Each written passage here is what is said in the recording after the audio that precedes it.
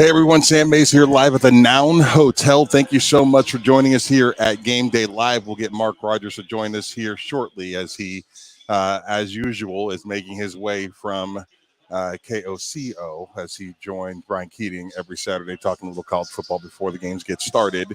We've got Oklahoma, we've got Kansas. It looks like Dylan Gabriel is going to go. We just had kickoff just a couple of seconds ago. If you haven't been to the Noun Hotel, it's brand new here in Norman.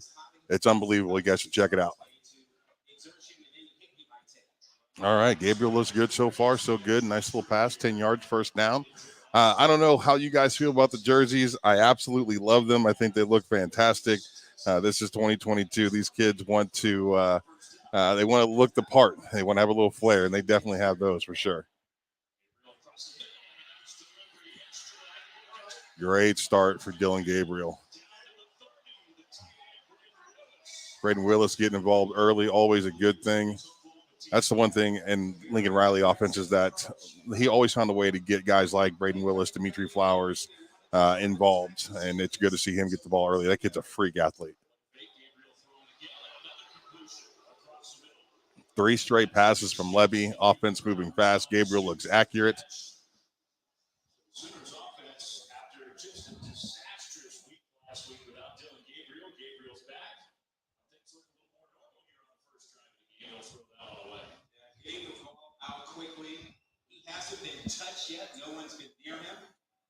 Yeah, we talked last week quite a bit about the offensive line. I'm pretty impressed. I think these guys have gotten better. Beanbo was one of the best in the country, and I think last year was kind of this weird outlying season where it just didn't go well. But when you look at it this year, this is a group that's veteran. They've got a lot of things going in the right direction: pass blocking, run blocking. They can do it all. Nice. Clearly, Gabriel healthy. Some organized runs here. He's been fantastic early. This is the best start Oklahoma's had in conference play. No question, the best that they played to open up a game.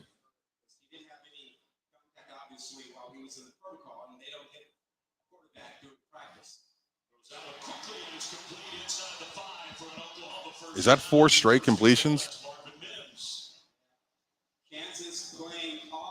Incredible.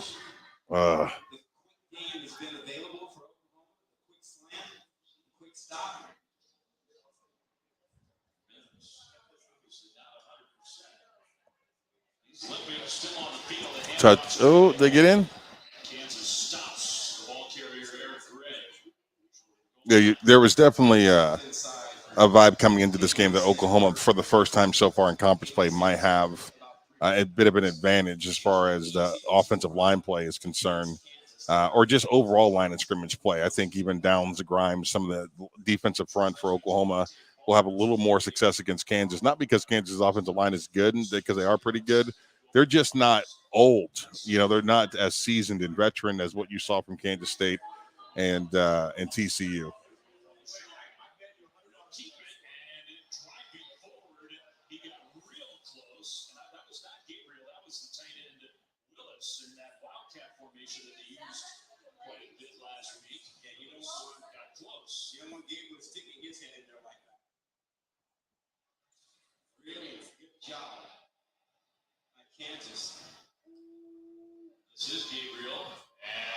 There we go.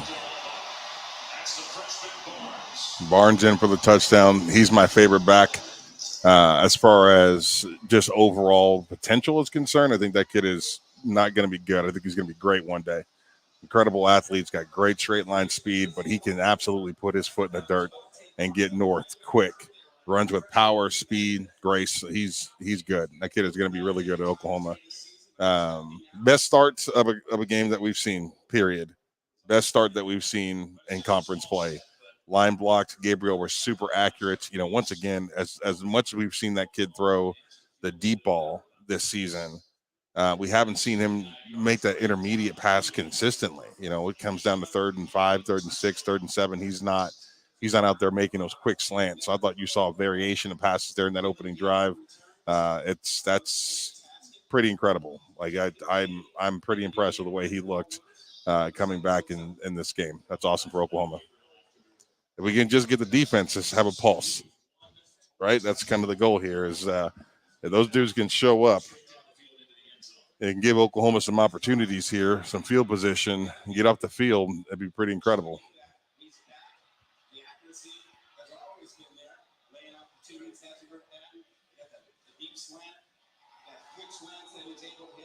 I love that you saw the Wildcat early too. I'm telling you, I think that Levy knows what he's doing. I just think that he hasn't really been given the opportunity to really shine due to the defense just sucking. I mean, at the end of the day, his game plans are getting thrown out early in the first quarter because the defense is just not allowing him to run the plays that he wants to.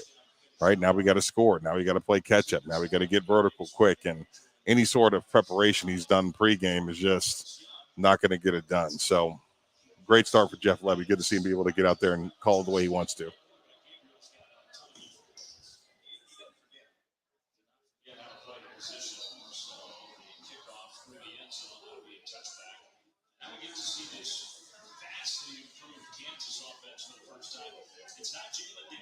Kansas has been, in my opinion, one of the absolute it's probably the number one story in college football. The Kansas Jayhawks, after just a decade worth of, you can't even call them mediocre, just hot garbage football. They have found a way under Lance Leopold to have a pulse. Backup quarterback in for Kansas as Daniels was hurt last week.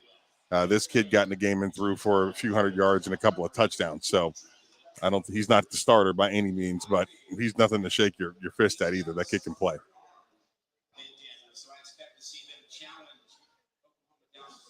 He doesn't have quite the same touch as Daniels. I think that's the difference between the two. The more speed and runner that Daniels is, you get more speed, flat out speed out of Daniels. So in the option game, I love the interaction with this thing. That's probably one of my favorite parts about GameDay Live. So, as you guys want to have something to say or feeling something or seeing something, please comment and let's have a conversation. I love that part of this, being able to communicate with you guys during the game, because I watch it in a certain type of way.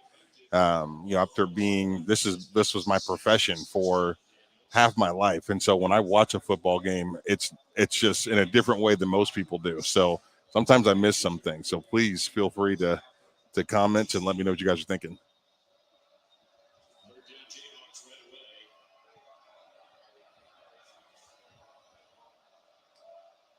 Oof.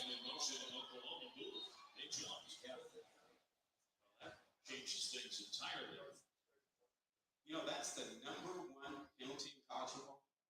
False starts. Was it a false start or an offside? Ugh. That's Jalen Redmond. We heard it more than once yesterday talking to the Oklahoma folks. Let's not have Oklahoma beat Oklahoma. Yeah. And this is one that you see right inside the circle there. This is just jumping.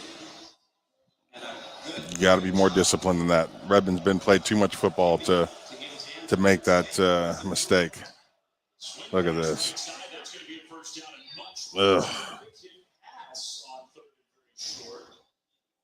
Rad Pitt, what's up, buddy? Good to have you back.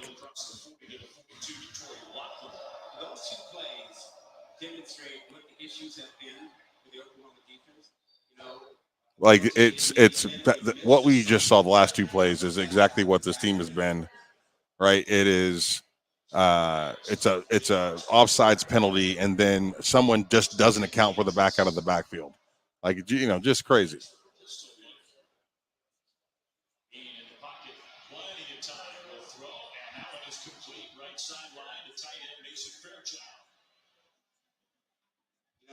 The issues we talk about with the Oklahoma defense, mistakes, and it's not a scheme issue with what I've been able to see on tape. It's just an issue of, hey, sometimes guys don't cover their responsibilities, or I feel like everybody was at least in the right position there. Once again, the Kansas quarterback, even though he's a backup, this kid's arm is live, no doubt. There you go.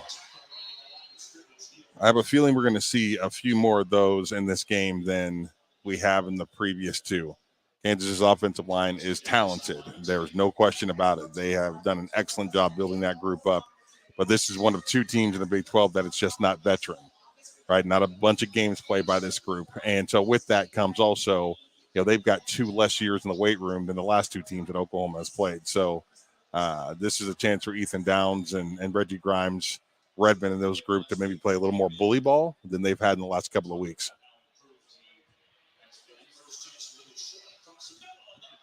Unbelievable. Unbelievable.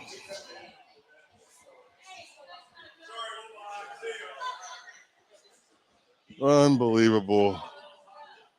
I can't believe this. First of all, it's not the ball is right where the kid wants to put it. The guts it took to throw that was incredible. And frankly, it was a bad pass because the defender was right there, right? This is just dumb freaking luck. It really is. Like, they had it covered. The safety was right where he needed to be. They were in position. They made contact at the right time. I wish they would have maybe turned and found the ball. Maybe make a play in the ball if you're looking for it. Regardless, there's 2 dudes all over him, and literally dumb luck of a bounce of a ball, and it's touchdown Kansas.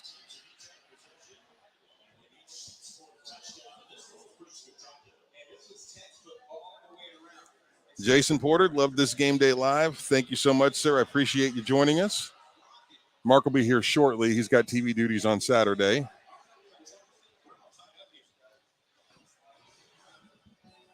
Wow, crazy start. Great start for the offense.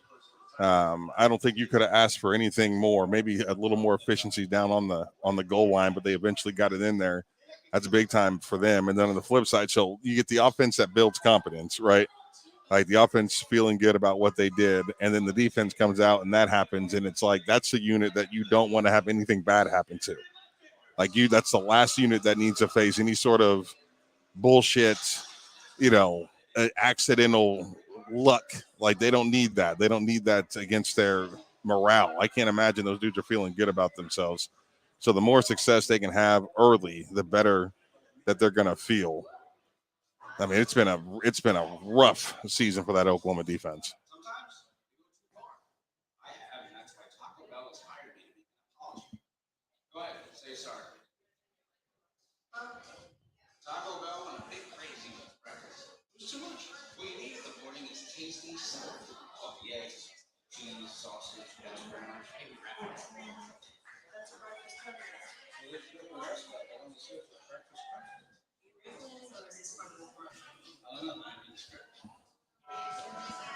We got Michigan and Penn State on right now. Also, big time matchup here. Man, I actually like Penn State in this game.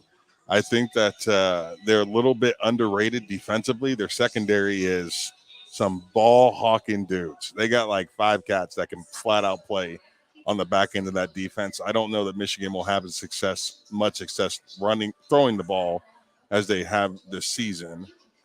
Right now, it's 3rd and 1. Michigan just picks up a first down inside the inside the 10.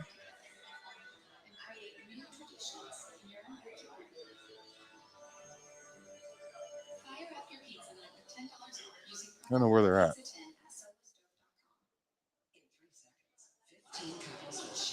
They're close. They're definitely in the red zone.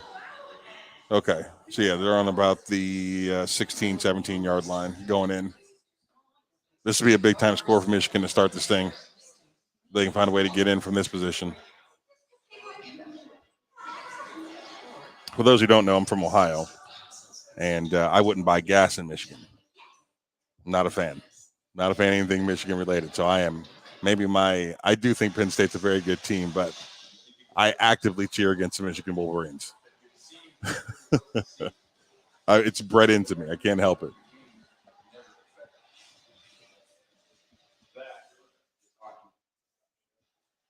Still one of the coolest uniforms in football, though, for Michigan. All right, we're back.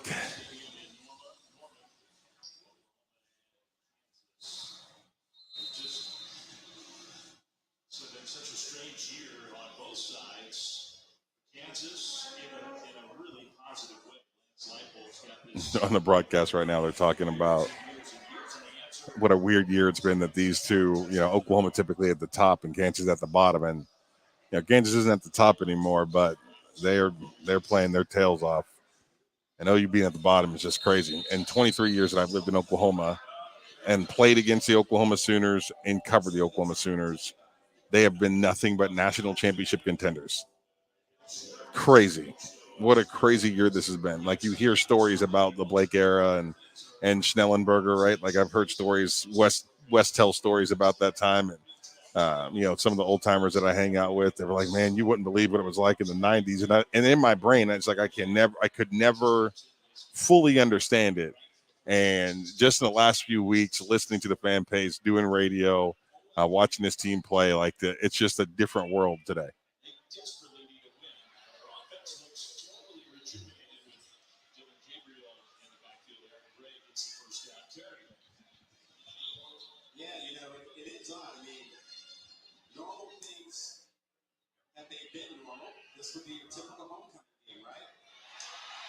Gabriel out there is throwing the hell out of that football today. He looks good. Like, he's throwing it on a saltine.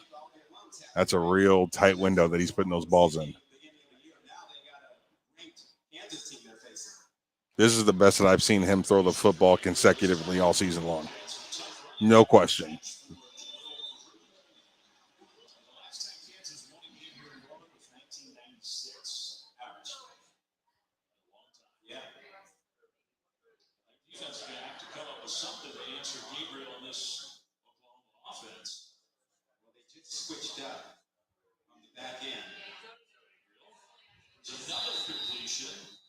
Another good ball from Gabriel. He's got all the time in the world. I was telling Jim and Al this morning on the pregame show, like, you rarely see bad football teams with good offensive lines. It doesn't make any sense. It doesn't work like that. You got a good offensive line that supports the whole team, including the defense, and they have a good offensive line. They're going to be able to average over 4 yards a carry, and they protect the quarterback. There's just no reason this team should be better outside of quarterback missing open receivers, right, and being unable to play in the mid-range and short game, and the defense sucking. But when your offense moves like this, we've seen it. We've done it, guys, right? I mean, we've watched Oklahoma football in the last decade and seen them with elite offenses and no defense. And you can win championships like that, Big 12 championships. They did win Big 12 championships like that.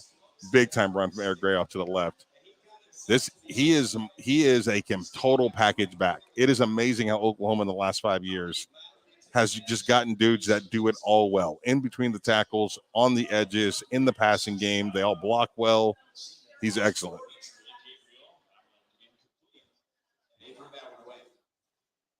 If I had to say, point out somebody that getting Schmitty back, you can see the improvement. One would be definitely on the offensive line.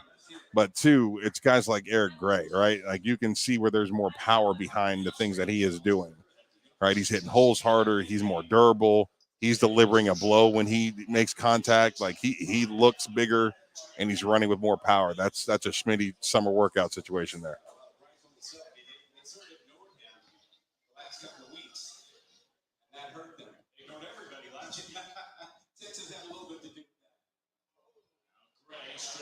Heck yeah.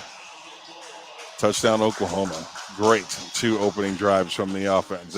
They literally can do every single thing that they want to do. And now I'm telling you right now, pay attention to the plays that are being called and watch Levy work. He's a talented play caller. He's got access to his entire playbook right now. They've done everything but just throw a ridiculous deep shot down the field. And that, I promise you, that'll be coming up next. He'll take some shots, but he's dialed in, and this team is performing extremely well.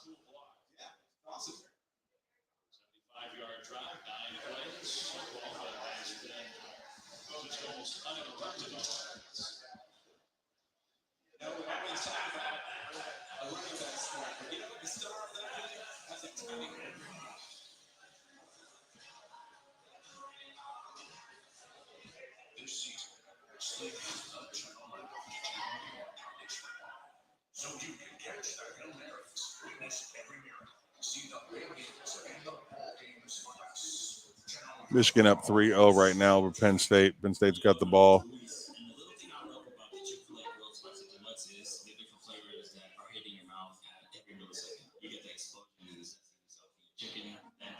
I want to say that Michigan just kicked the field goal. That just happened.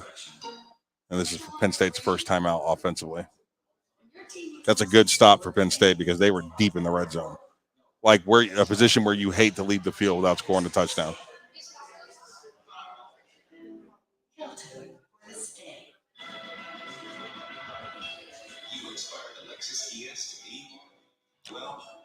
If you guys are new to it, this is Game Day Live. Thank you so much for joining us. Mark will be in here shortly. He's had some TV duties on Saturday. We're here at the Noun Hotel in Norman, Oklahoma. This place is pretty incredible. The TV I'm looking at is probably, I don't know, 30 feet wide. It's 8 different TVs. They've got 6 on the OU game right now, all to make it one big giant movie screen, essentially. I've got Penn State and Michigan on the other 2 over here, but this bar is incredible. The food here is amazing. Like randomly just opened up one of the best hotels in the state with one of the best kitchens and restaurants in the state. If you haven't been in, check out the Noun.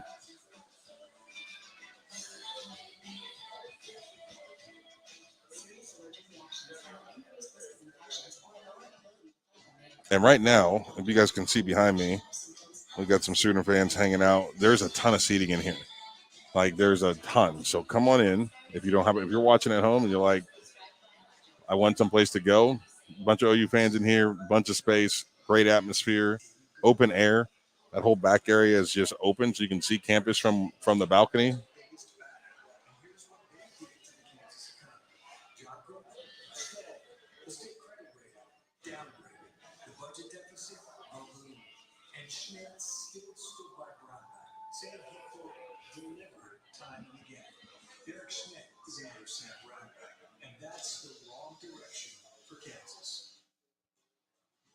ESPN College Football is presented by Sling.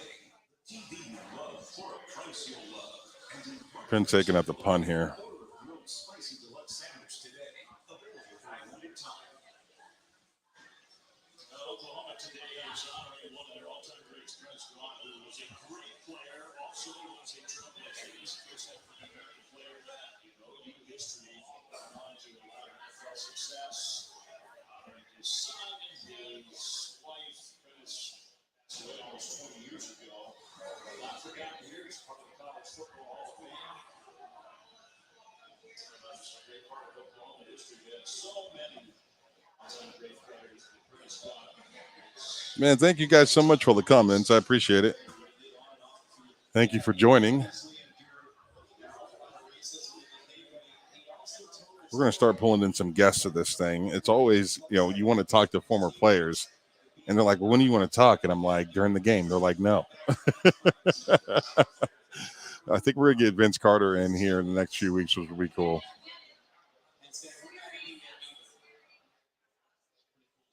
Big special teams that play there by Kansas. Score 14-7 Oklahoma. Best offensive start we've seen all season long for the Sooners.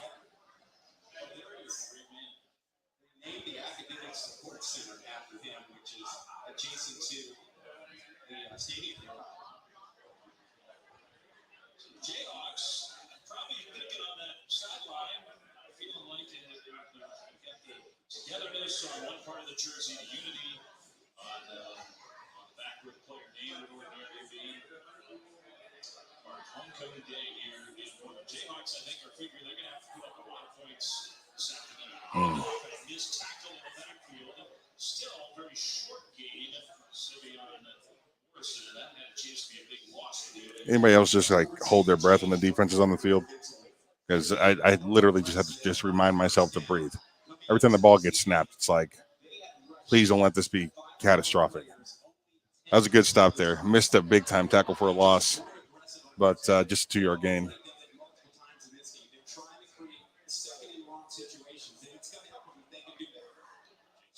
Starting a quarterback today on that motion. Straight ahead and Neal breaks through. Devin Neal will get the first down. Kansas across the 45. Two big games coming up on ABC later today. And the Big 12, just a fascinating game. Oklahoma State TCU coming up at 2:30. You're hearing rumors that Sanders is a little nicked. Maybe not going to go today. maybe he is going to go. They just don't know how long he's going to go. So they had to pull me off a ledge here about 30 minutes ago. We've talked about the difference between a 3-man and 4-man front. You're seeing 4 men today. Hopefully they can take the run game away from Kansas completely. If they can do that, then they got a chance in this one. We have to take something from the opposing team. They have been unable to do that defensively all season long. To me, it makes sense to go 4. So it's good to see him out there.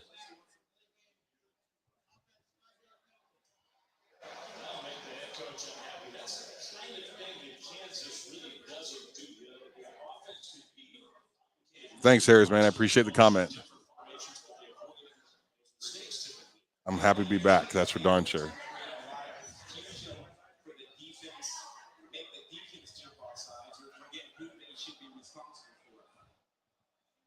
Look at Downs' pad level here. He's the right defensive end. That kid is so strong. Look at this play. Leverage. Ethan Downs is my height. I've interviewed this kid one-on-one with his parents several times. I'm a huge Ethan Downs fan. He is every bit of 6'5". You watch that play and watch his pad level pre-snap, the way he comes off and he strikes with his hands, extends them for a tackle that's, some can go from anywhere from 6'7" to 6'8". His arms are that long. He's keeping that tackle off his body. He's able to get in there and make that play. Smart, heady guy. He's excellent against the run. Huge Ethan Downs fan. Like the next step in Ethan's one, I can't wait to see what he looks like after another year, Schmitty, because what he looked like in the previous year compared to today, those are 2 different animals. 2, with 1 more year, he might be one of those guys that ends up being about 270, which will make him a much better 3-4 defensive end, but also give you the ability to toss him down in the middle every once in a while, kind of really mess with the guards, give him a little quick action with a 3 technique. He's going to be versatile.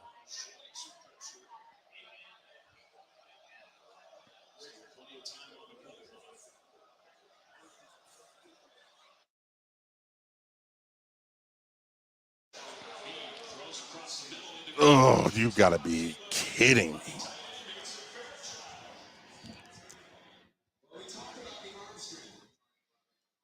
It's just ridiculous.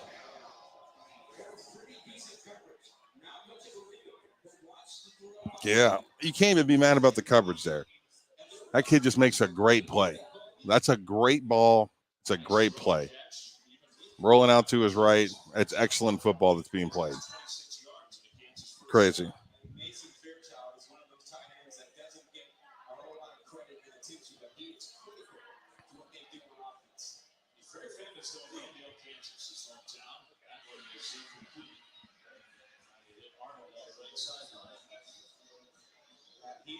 He is a really good blocking tight end, and that allows him to get up there because he comes out to block a linebacker, and they think, okay, let me take him on. Maybe he says, no, I'm just looking out for a pass. Gets himself wide open a lot.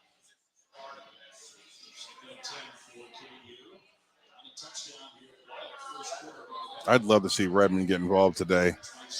That kid showed so much promise in his first year. Violent off the line of scrimmage. Like the first 2 or 3 steps, he's just a real pain in the rear end. Like that dude will make you hurt. Great play. Great design. Has anybody seen Kansas run option this year like that? I don't know that this is something that I've seen them do a whole lot of.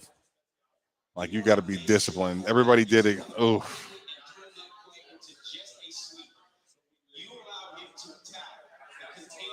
Yeah. That's just bad technique.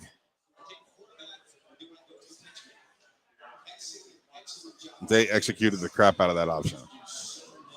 If OU hasn't prepared, I really would. I don't know if I've seen a lot of any option from Kansas yet. Oh, that's great defense. That was great defense. He was facing the quarterback, saw the ball, made a play on it. Excellent.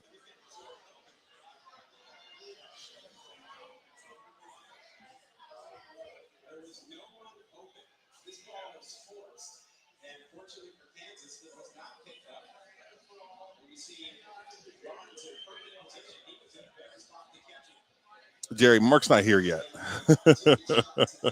He'll be here shortly. He has TV duties on Saturday, and so he usually gets here about somewhere within the first quarter.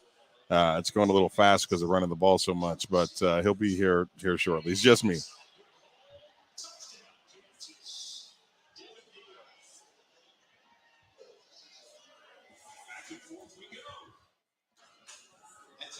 Touchdown, Kansas. This is going to be a shootout, boys and girls. Period.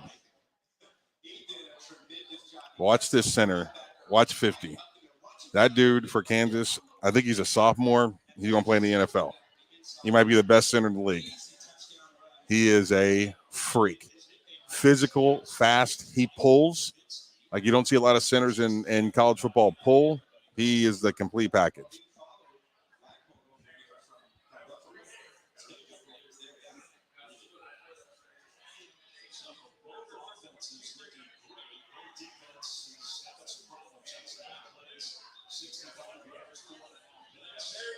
You see the crossover step? What a block. That's incredible.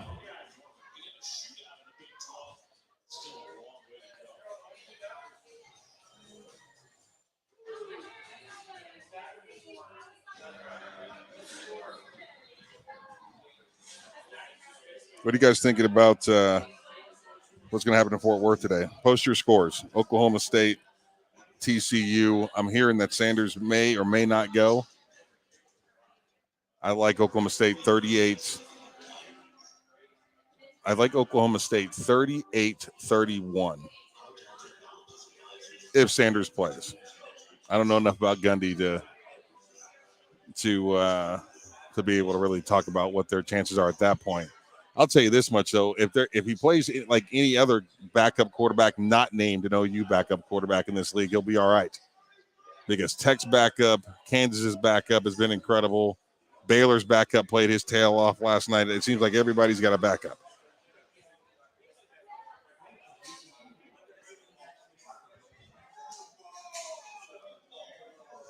Yeah, but honestly, if the Oklahoma defense right now is not playing bad. I think that one initial big play that was made in that first drive where they missed I think it was a third down when they missed the back out of the backfield. Like that's a blown coverage there. That might have been the only academic mistake that's made so far. Outside of that, you have some excellent, well executed plays by Kansas. Like the offense is supposed to win, right? Like we know the play. Right? That's our advantage. We know the play, we know where it's going, and we get to move first. So the offense is literally designed to block everybody but basically one player, where the running back or whoever has the ball has got to account for that player, right? To make a move, get up the field, make a play. So Kansas is just executing really well. And the Oklahoma defenses, they don't have any individuals that are overwhelming on their own, right? That's when defenses get good enough to win on the regulars, when they have individual efforts like Jordan Davis, for example, that big defensive tackle a year ago that played for Georgia. He's bigger than life. Or Siaki Ika, bigger than life. Like those are X factor players that have instant impacts every single time they're on the field. The offense has got to account for them, and the offense most likely doesn't have a weapon that's going to be able to do anything with them, right? We know your offensive line is going to lose against him 60% of the time. We know that because they're so good. OU doesn't have those dudes yet. So are they lining up? Yes. Are they playing with great effort? Yes. Are they tackling decent? Yes. They're just being beat by a better unit, right? The Kansas offense is a better unit than the Oklahoma defense.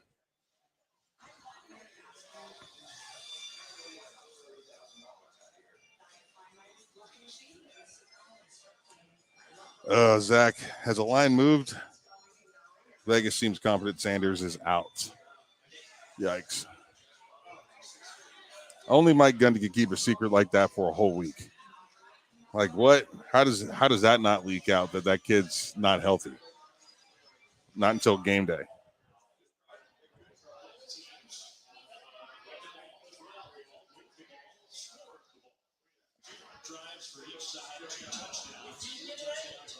Oh yeah, yeah.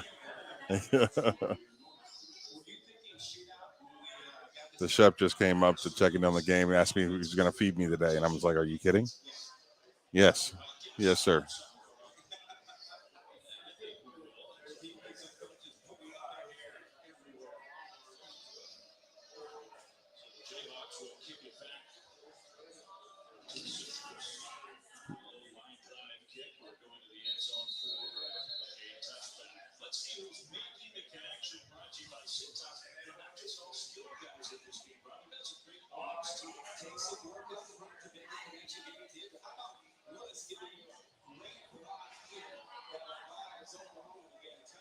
Okay.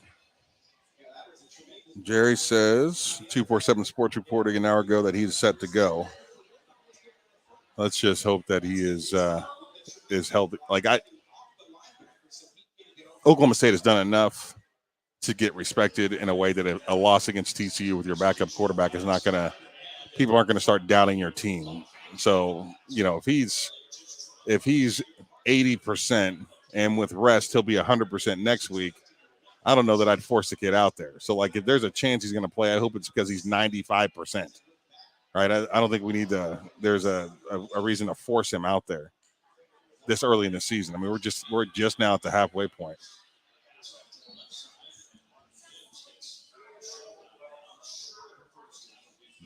Gabriel has got his arm motion is compact, and that kid can fire that ball. Like he is. They think they have him at 6 foot tall in the program. There's no way he's 6 foot tall. I've stood next to him a couple times at a charity thing, and he's got to be 5'8". I mean, he's a little bit taller than Kyler Murray, but he is powerful and rooted to the ground. You can just tell that all his power comes from his bottom half.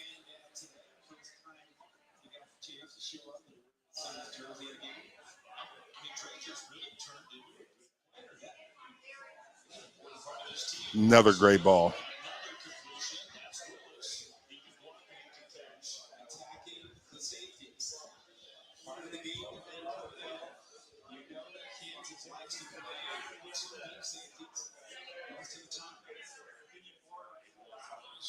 God. Oof. That would have been a nice game there.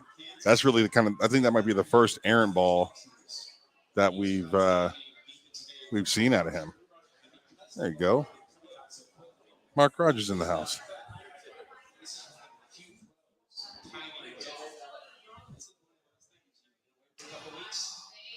Is that the right one? I don't know if that's it. Let's see this one. I think that's it. There we go. How you doing? I'm doing well. Get comfortable. Oh, no. Oh. Yeah. Well, things are going well so far. I mean, they're at least on offense for a while, right? Yeah, you can leave now. They just turned it over, and when you got here, yeah, you got to walk out. Yeah, you know what? It's the best start offensively up to this moment that they've had all season long. Gabriel looked accurate. He's throwing the ball with accuracy, poise. I've seen a couple of different balls from him today already. Offensive line's blocking the hell out of them. The offense looks like they're hitting on all cylinders, no doubt, until that very moment. Well, in this third drive, they've had a drop, and then they had the fumble, which has been suboptimal for them. Ooh. It's a good play on defense. Did you see I've seen nothing yet. Okay, you haven't seen the Kansas center. Yeah, we talked about him. He's a pretty good player, right? He is exceptional. There's no doubt. But you can definitely see where Oklahoma is going to be able to be a little more powerful with this group. Like Kansas is built for speed. They want to get body position more than anything on the offensive line. They're not looking for a ton of movement. So there's moments you've already seen Downs overpower them. You've seen Redmond overpower them, which is something they haven't been able to do the last couple of weeks. So that's a great sign defensively. Right there, right? Like you're not getting that kind of pressure the last 2 weeks. It's 4-man front as well. Yeah. Bo says, hello, Mark. Happy Saturday. What's up, Bo? He also tried to tell you to leave earlier. Well, now, if I sit down and the defense gets a stop, that's also, there's something to be said for that as well. Absolutely.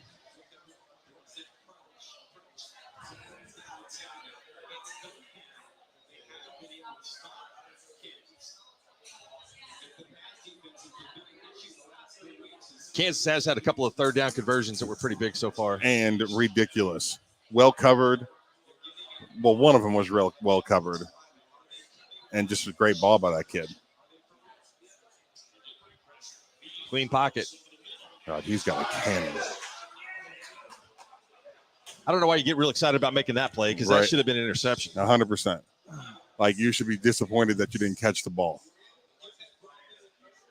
And look, it's small. It's at this point, though, yeah, he got to catch that. So it was a good break on the ball because I Right. think the quarterback didn't really necessarily see him, thought he had some coverage on that. That's Key Lawrence, who I think is one of the better players that they've got back there. Yeah, he's got to come down with it. Big time players make big time plays, and that's one that you get both hands on. You got to get it.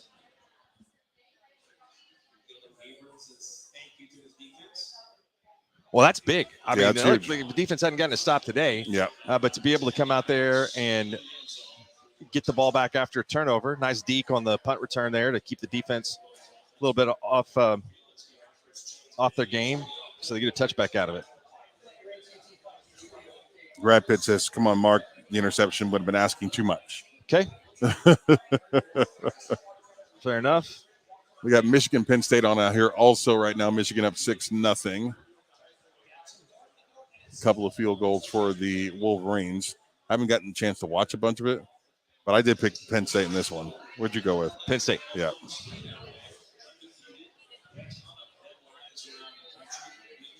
What do we have with any more updates on Spencer Sanders? Man, I'm hearing that he's going to go. How long? Who knows? But I'm hearing he's going to give it a try. Stoops. Only Mike Gundy could keep something like that quiet for an entire week, right? Like, how does that happen? How do we find out Saturday morning at 10 that there's a chance that he might not play and that he was injured from last week? I think there's a little, his shoulder's banged up, and I've heard that's going to be up to him to decide if he wants to play or not today. Play through the pain. So, I think if it's that kind of scenario, then I would for sure think he wants to play. He's going to want to play. Right. I also feel like it's still relatively early enough in the season that a loss to TCU on the road with your backup quarterback is not going to put a total negative light on your football team. Do you eat one just because, especially if he's at 80%, in another week he'll be at 100%? You know what I mean? Do you let him heal up, or do you let this thing I don't know what type of injury it is. If he's hurt and he's playing, it makes me feel like it's the type of injury that's just going to be there all season long. Left shoulder injury. Look, yeah, he's right-handed. Yeah, so it's a left shoulder. Well, yeah. And I mean, that's really how much pain can you tolerate is all that is. I don't think you eat one. You got to play every week. You know what I'm saying? You got to try to. Especially for the left shoulder, for sure. Yeah. If it was the right one, then yeah. Interesting. The one thing that you don't want him to do is not feel comfortable. The best thing about him is when he gets out in space, makes a move or two, that kid can really run, and he's not scared to run physically. And it's really been nice, 3rd and 4, knowing that he'll go right up the middle of the offensive line, drop a shoulder, take on a linebacker, and fall forward. He's going to want to do less of that. Right. That's for darn sure.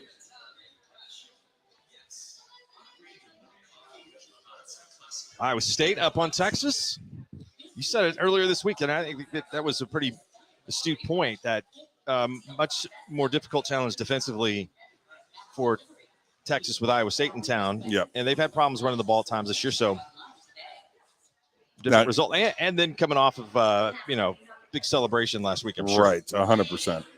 Ewers 100% capable of throwing it 45 times and beating the hell out of Iowa State.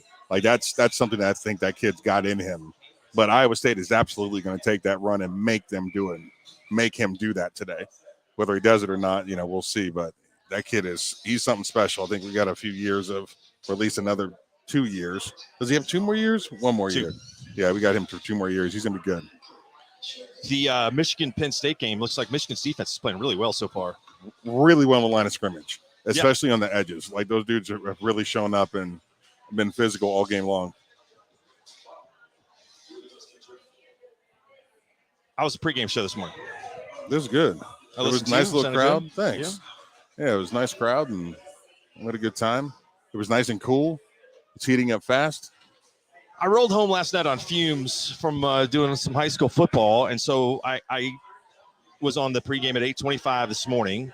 Got around pretty quickly, and then I got to the gas station that was closest to my house to fill up, and then on my way to KOCO. But the gas station closest to my house was out of gas. So not only was I out of gas, they were out of gas. So that caused then some pretty legit concern about whether or not my car was going to make it to the next gas station. Oh no! And then time became a little bit of an issue. So Right. this was at least a 10 to 12 minute detour that I wasn't planning on making. So Good at least I Lord. got there in time to do the mic check and whatnot. Nice, very nice. So I have to talk to Matt Meyer about getting the schedule changed for my pregame appearance.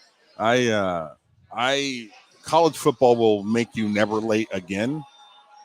Right, so you be 5 minutes early to meetings and everything. So I was down here. I was supposed to be here at 8, but I had freaked myself. It's been a while since I have to drive down here for a pregame show, and I was like, man, what time do I need to? So I ended up leaving at like 6:45. Uh-huh. I pulled into the parking lot. It was like 7:15. It took me 30 minutes to get down. I didn't see any traffic at all. I'm like, you're early. Came in here, had a ridiculous breakfast burrito, a cup of coffee, hung out with the owner, who is great, super cool, and I just walked down there to do the pregame stuff. So I've had a nice, easy. How was the crowd in here? In here? Yeah, before the game. Oh, it's pretty good. Yeah, a lot of people coming. I think it's still people still are looking at it like they don't know what it is. Stoops is so good. What a great catch. Was that Stoops? No, that was Freeman. Yeah, that's the freshman. What a great grab by that was kid. a great play. Yeah, I thought that was Drake.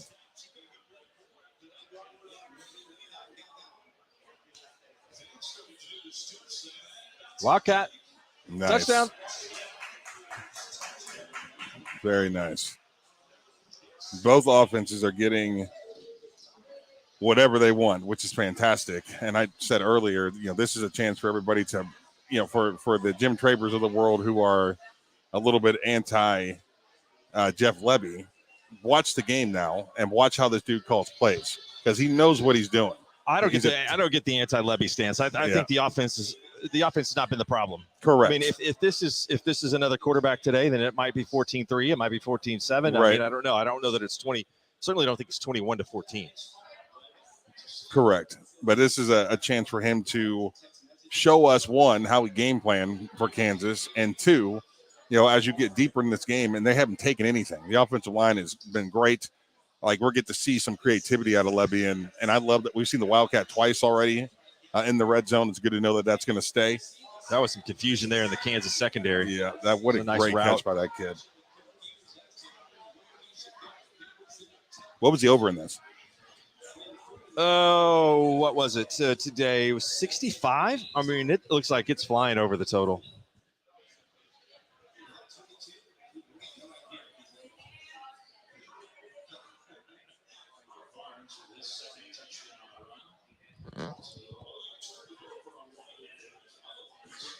Put some offensive numbers up right there. Mike Gazinta's 154, 224, 254. 254, 34 seconds into the That's insane. That's good numbers. That's insane. And look, in the Oklahoma defense's defense, I think there's been one mistake that I've seen made. And it was just someone missed a back out of the backfield. It ended up being a nice third down conversion for Kansas, but they've been where they need to be. They're tackling well. There hasn't been a bunch of missed tackles here. I think they're having success in the defensive line, in the run game and passing game. It's been, we're talking about the offensive start being the best that it's been all season long. That might be the best start defensively also. Honestly, that is the best start they've had in conference play, no question. Right. Yeah, I would say so in conference.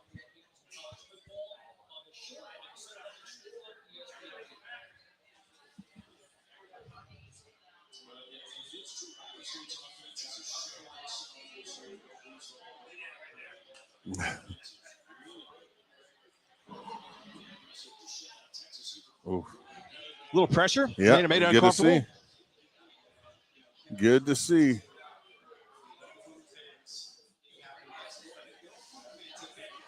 Kansas got the first 2 wins in this series when it was in the Big 12, but since then it's been 17 in a row for OU. Kansas beat Oklahoma the first 2 times they played in the Big 12. That's correct. 1996, 1997. Yeah, I talked about that in the pregame show today too. The fact that I have got no actual. You don't know what it would look like in the late 90s. No clue. I've never seen this team bat before. It wasn't pretty. Boy, this option is there. That's a great play by the Excellent linebacker play. to slow play the quarterback Yeah, and get out there excellent. and make a stop. That's a great play. And I'll tell you from the last time they did that in the previous drive, they did not cover it up. Yeah, it was open. So somebody Good got to the adjustment. sidelines, and yes, absolutely. Like, you love to see that. That was immediate improvement.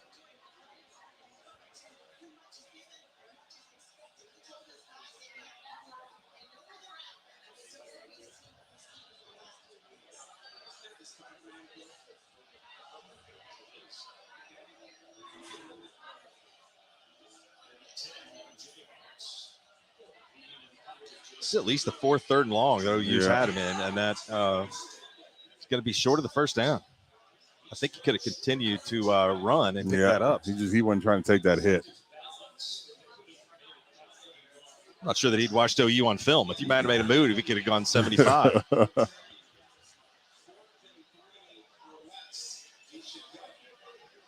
Yeah, what are you doing? Yeah.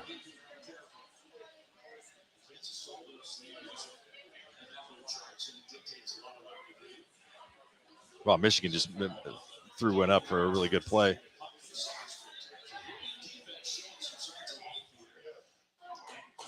Had the quarterback sacked, and I agree with somebody back there. I Yeah. don't think that's legal. Yeah, I think you can't touch that guy once he gets a fair catch. All right. So far, so good. So far, so good. Yeah. Yeah. Penn State, by the way, Penn State's got 9 yards. That's not going to be winning formula today for them. They've got 9 total yards of offense. 9 yards. Second quarter. It's second quarter. Yeah. Okay. OU has, like I said, 240, 247. Look, the Nittany Lions defense has got teeth, and what sucks is you're not going to be able to see them much longer because their offense hasn't been on the field. In Michigan, it's much easier. Third down situations, 3rd and 2, you can sustain those drives. Don't have to be real fancy. I love when they show me the top view. I wish there was a feature that I can get every game from the inside. In end zone view, I would watch games like that consistently. See so much more. I mean, there's been a lot of changes in the law. We should be able to get that. Agreed. Not too long in the future. Uh-oh. They're getting tired. You can already see it. Guys just aren't getting off blocks. I mean, this has been the longest quarter and a tenth that they've played all season long there in Happy Valley.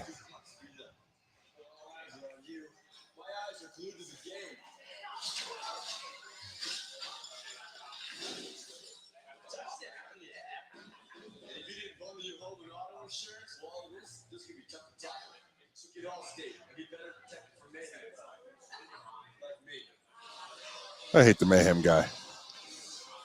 I like the Mayhem guy. What do you not like about him? Like that one right there. He's at a wedding. Yeah. He's not at my family's wedding. Right. Because they would have jumped him. You think that they can see Mayhem coming? My family would have known know that they see him coming. 100%. They would have thought he was a federal agent. He would have been notified when he pulled in the front of the house. But I'm just saying is that I think that the theory of Mayhem is he's invisible. You know what I'm saying? Yeah, he's like you can't see when it's going to happen. Oh, I see. Yeah, I still don't like it. I think he's a pretty good Halloween. Oh yeah, Halloween costume. It's pretty easy to do. I think also pretty recognizable. Have you pulled that off? Throw on a suit. You should do that. I don't know, man. I'm horrible at Halloween costumes. Are you going to dress up for Halloween? I usually just try to find a big, horrifying mask. Yeah. And just walk around big and scary like. Okay. Yeah. I don't know. I don't know what. I'm not good at Halloween. Not good. I was thinking about messing with the neighborhood kids this year. Maybe setting up the take one bucket and then like posting myself up like a scary scarecrow, sitting real still. Yeah. And for the kids who take more than one, giving them the scare of their life. Setting up a camera and doing it on the live stream. What about this? Do you have like a loudspeaker out there? You can pretend like you're not home, turn off all the lights, and put take one, and then maybe scream and yell at them if they take more than one. That would be great, also. Or what about an insult? Like you could be like an insult comic when the kids come up on the porch to be like, "What kind of costume is that?" That would be amazing. That'd be good TikTok video. Flies are following me everywhere today. Good blocks. Good effort on the run.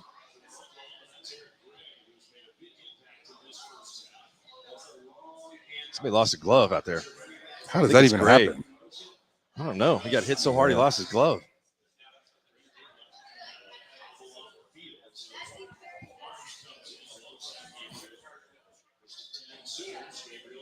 Oof. That's just a Started drop. to run before made a catch. Yep, got to catch it. There, took his glove off. Oof. See that? Have you ever seen that? He took the glove I've off his never offhand. seen that before.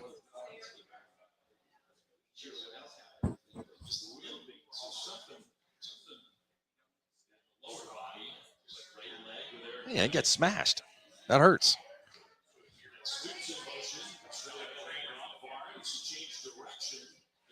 I think he made the wrong cut. I think he made the wrong cut also. Got to go with that first instinct. He got the edge and he had it there. He would have just took off.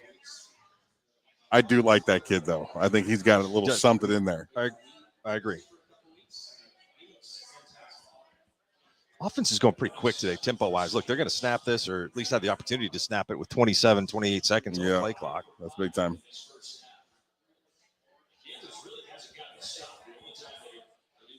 Kansas doesn't get home on the blitz, and that ball is a little underthrown behind the receiver. The improvement on the edges of the offensive line this season has been so good. You watch Harrison kick out here. Guy decides to drop into coverage. He immediately gets back and helps out the left guard. That's a good point. It's those little things that they weren't doing a year ago. That was, they were just leaving each other out to hang. The communication is so much better up front. They're learning. Beanbo getting the job done.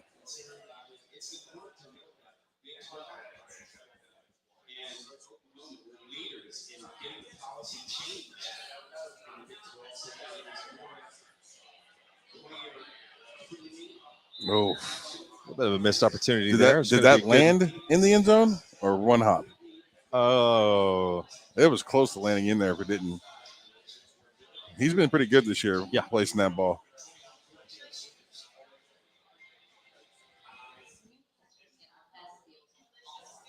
How many minutes has Oklahoma? Here's one of those stats I'd love to know. How many minutes they have led in conference play? Have they led in conference play? Well, they didn't lead. Did not lead at TCU. Okay. Of course, with 0 points, it's hard to lead last week. Right. So I think that there was a lead in the K-State game. K-State game, yeah.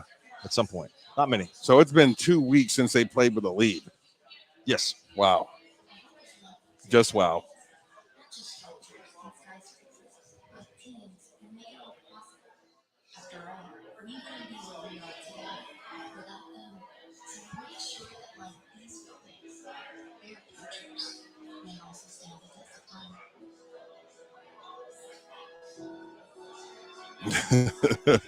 Joey Combs says, you guys need a third mic on the couch. You can pay me in beer.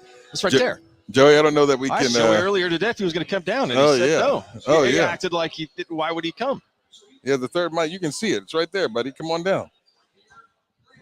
And really, if you guys want to come down and hang out with us, we love the opinions. I'd love to get somebody in the crowd right now to sit down with us and have a conversation. That's what this is about. Just kind of hanging out, watching the game together. I watch a ton of football. Like, I'll leave here today and I'll go watch college football throughout the day. And I'm sitting by myself in the house and I'm just talking to myself. So I think it's kind of cool just to have people like I was able to do this with you guys for the first quarter and a half almost without Mark sitting here because we can talk. And so I don't know. I love it. This is cool.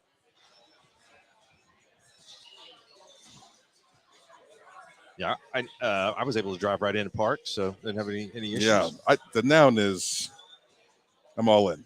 I love this place. It's fantastic. Yeah.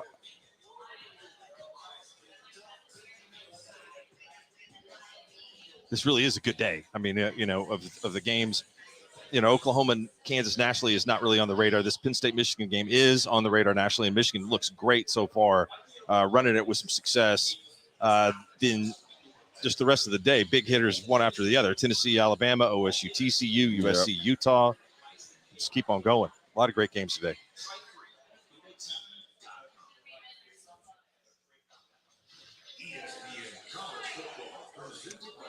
99 yards.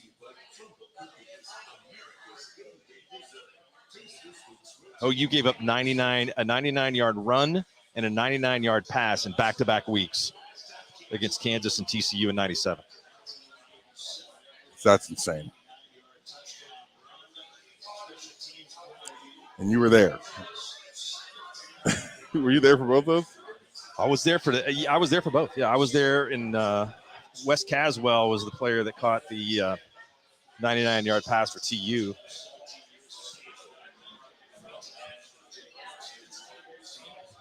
Blake Corum into the end zone, first touchdown of that Michigan-Penn State game.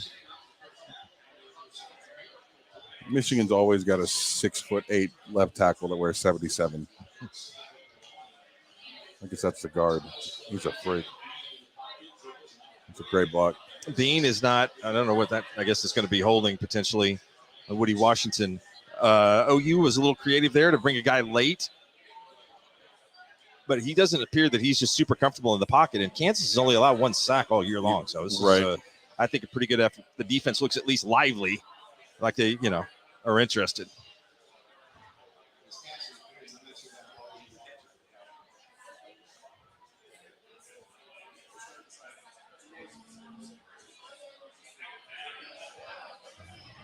Zach says, why is Utah a favorite over USC?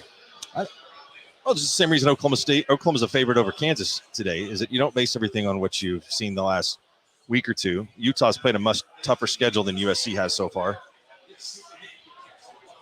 Utah's also going to, that's a team that is, they pride themselves on physicality. Like they're going to lock up with USC today.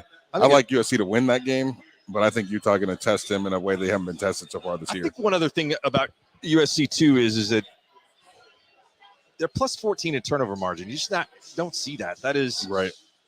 There's some good fortune that they've had so far this year. The last time I saw a team like that was that 2011 Oklahoma State team.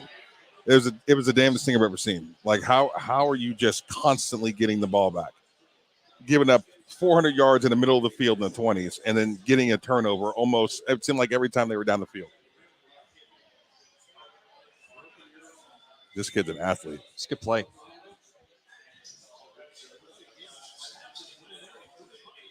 It's a good hit. I promise you he'll learn how to run out of bounds after that. Yeah. You got his jersey grass stained.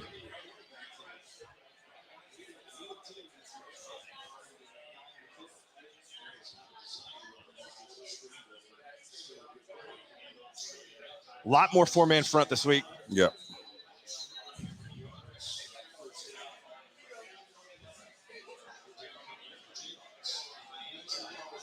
Downs looked like he might have gotten a little nick there.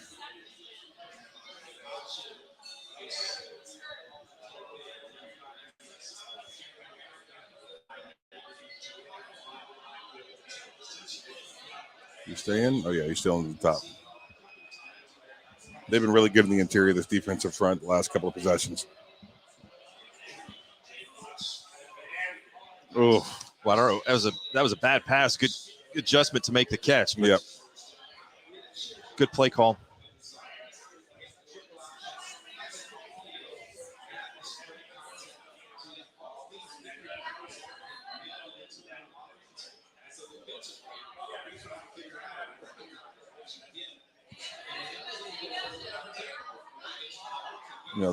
So far so good on the defensive end from a confidence standpoint. I think it's building. They're having success as individuals, having success as a unit. This is good.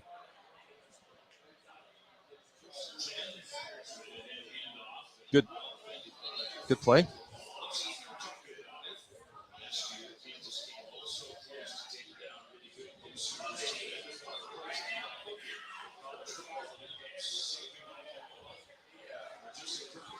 That was something else. This is just the dumbest, craziest play I've ever seen in my life.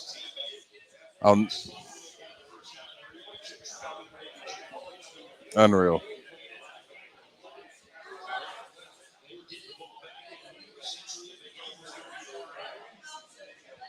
He has no idea what happened. He may still not know. Right. Like a year later, he may not know. Oh, there you go. There you go. Oh no. I Around think the this head gonna and be- neck. Yeah, it's going to be wiped out. And it's such a hot garbage call here. He didn't try to hit that deer in the head. He didn't try to punch him in the head. He grabbed him up around his shoulder pads and dragged him down to the ground. So you don't want quarterbacks hit. You don't want them landed on Yeah, like that this. is a That's face- what a garbage call. Well, no, I mean that's clear to me. That looks like a face mask. I don't Oh, know. did he get the face Yeah, mask? yeah. Watch. No, it's the collar, not Yeah. a face mask. So you're right. Got the collar, not the face mask. It's a trash call. Hate it.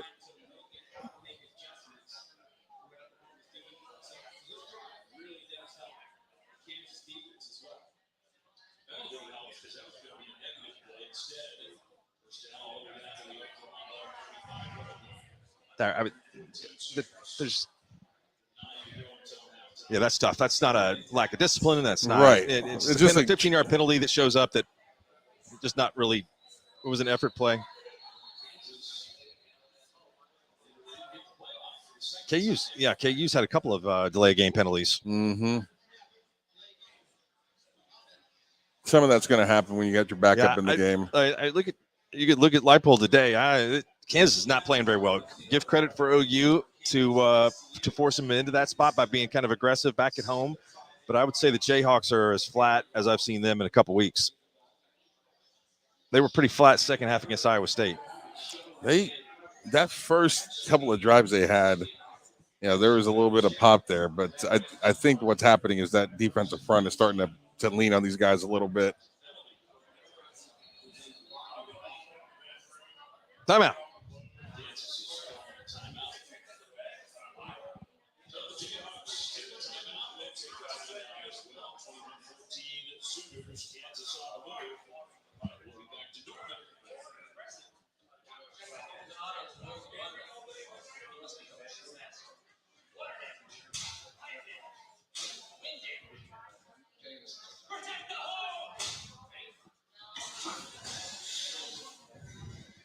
Well, the way this looks, I don't know. Our Penn State pick's not looking very good. It may Nope. be Michigan.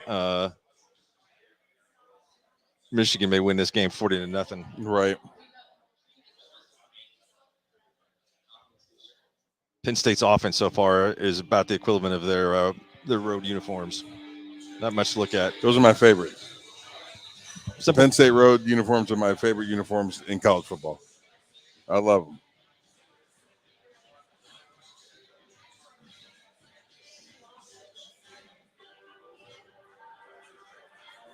Well, there's a positive play.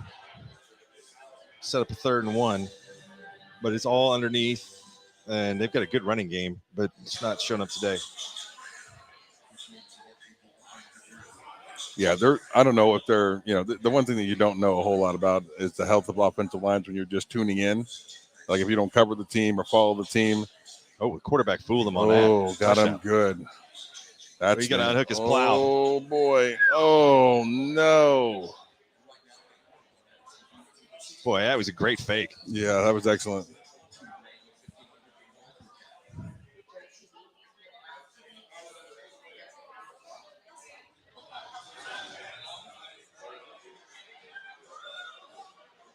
Great fake. And a block. Yeah. Some of those big boys pushing. They're not going to be able to get in here. Watch. They've been getting their tails kicked all day up front.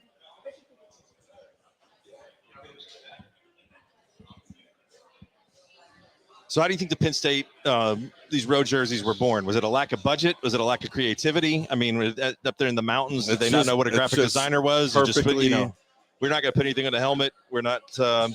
Just simple. Yeah. Simple, nice, clean lines. I mean, this clearly is a mismatch in helmets, right? I mean, yeah. Like, I hate everything I know Michigan. you don't like Michigan, but yeah, that helmet, you got to give it to it. Yeah. Look at this. I told you. They're going to try to run it one more time and get tough to have to kick a field goal. Although I would probably go for it. This is 4-down territory, right? Your offense hasn't done squat. This is the best chance you've had to score a touchdown all game long. Right.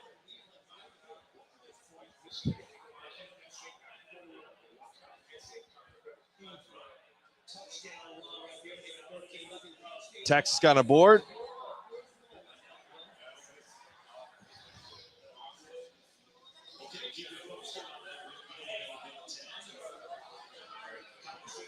Oh, goodness. In or not? Nope. I told you what. I don't know what they're going to try to do here. I don't know that I would try to run it again. Is that an interception? I think so. What a play. Bean does not look real good today.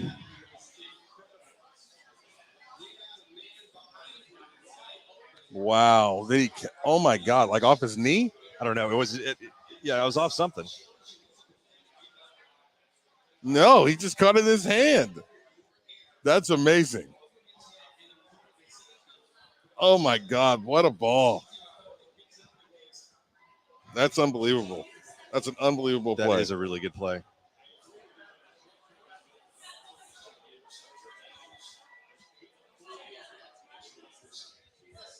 Unreal. Jerry, that face mask that's not a reviewable call, I don't think. Nothing wrong with a 7 or 8 yard gain. No, take those all day long. Penn State got in the end zone. Nicely blocked run play. Did they? Okay. All right, Mark, we're still alive. Oh, yeah. There was no one standing there. I saw a couple of really good running backs in high school last night. Xavier Robinson at Carl Albert. He's phenomenal. Mike Taffy at McGinnis also pretty good.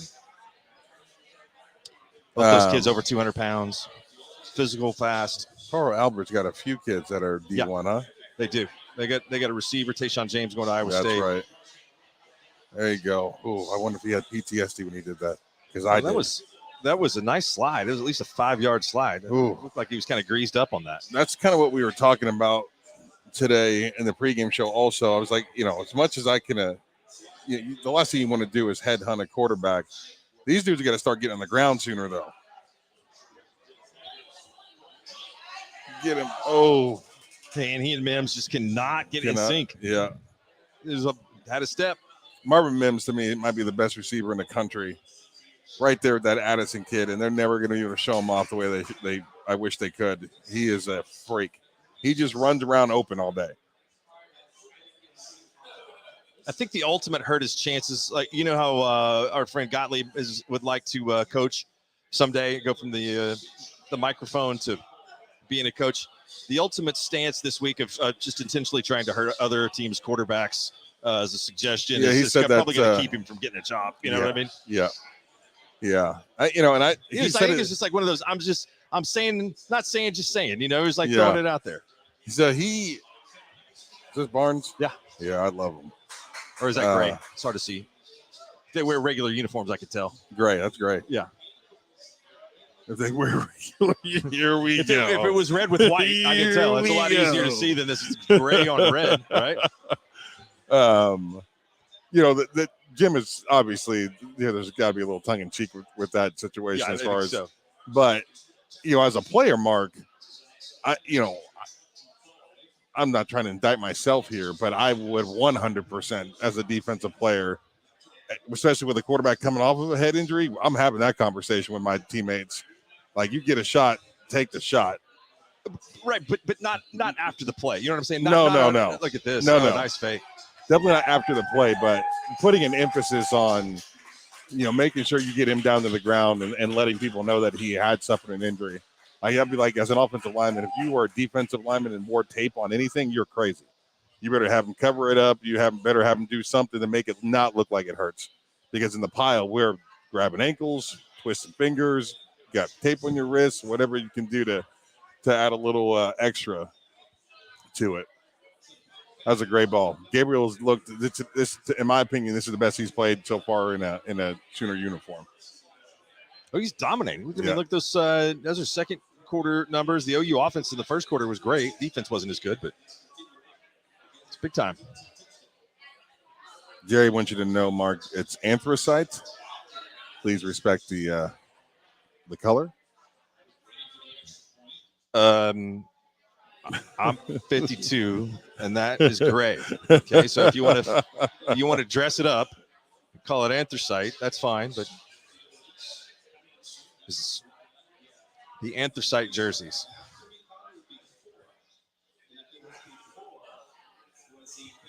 Was that Weiss? Yes, That's good to see him get that's just a involved. fancy name. It's a fancy name. Let's see what KU does out here in coverage. Oh man, Just a bit hard. I think they watched too much film of the last 2 weeks. Right.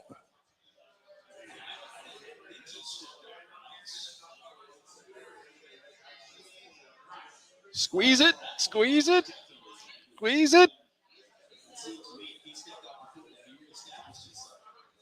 So are they looking at this? I don't know what they're looking at. There seemed to be stepped out of bounds before he got the ball.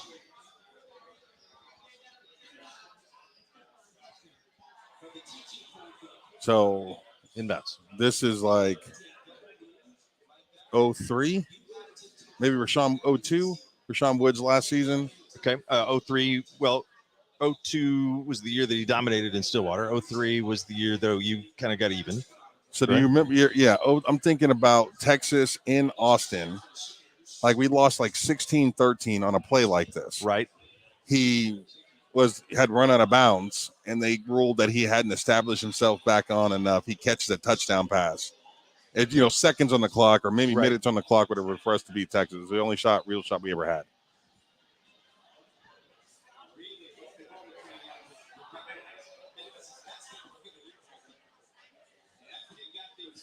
Sooners out there making plays on offense and defense. Big run for Michigan, about 30 yards into Penn State territory.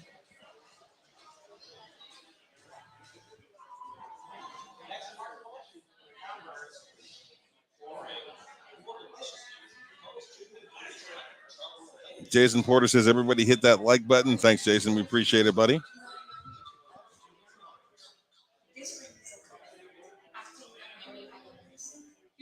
Love all the comments, too. You guys keep it up.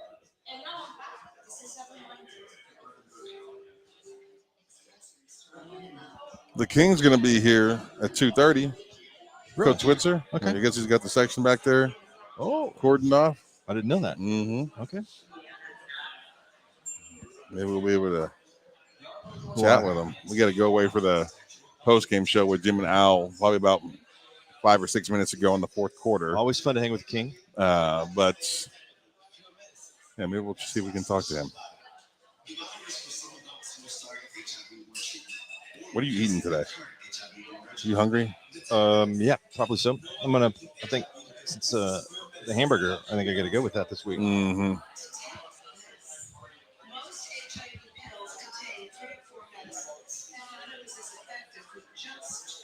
This woman's got a large necklace on. Very, very distracting. I don't know what she's trying to talk about.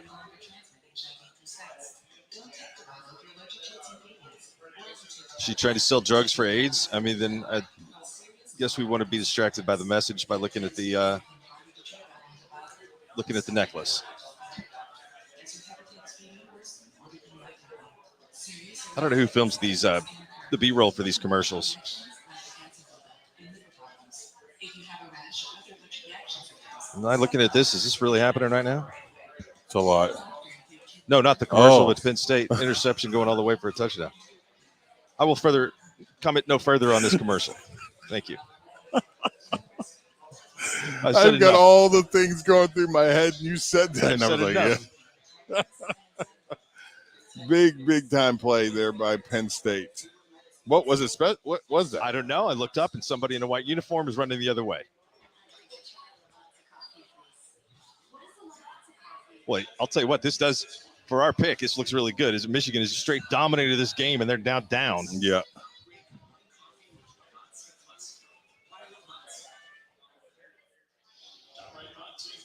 That is a fine mustache, sir. Oh, that's excellent. Got a lot of merit badges there. Where do you think those come from? Beers? No, I mean, I look like other teams. Oh, Pens, yeah. There's maybe that's Folds just of like honor flag there, nicely flair, done.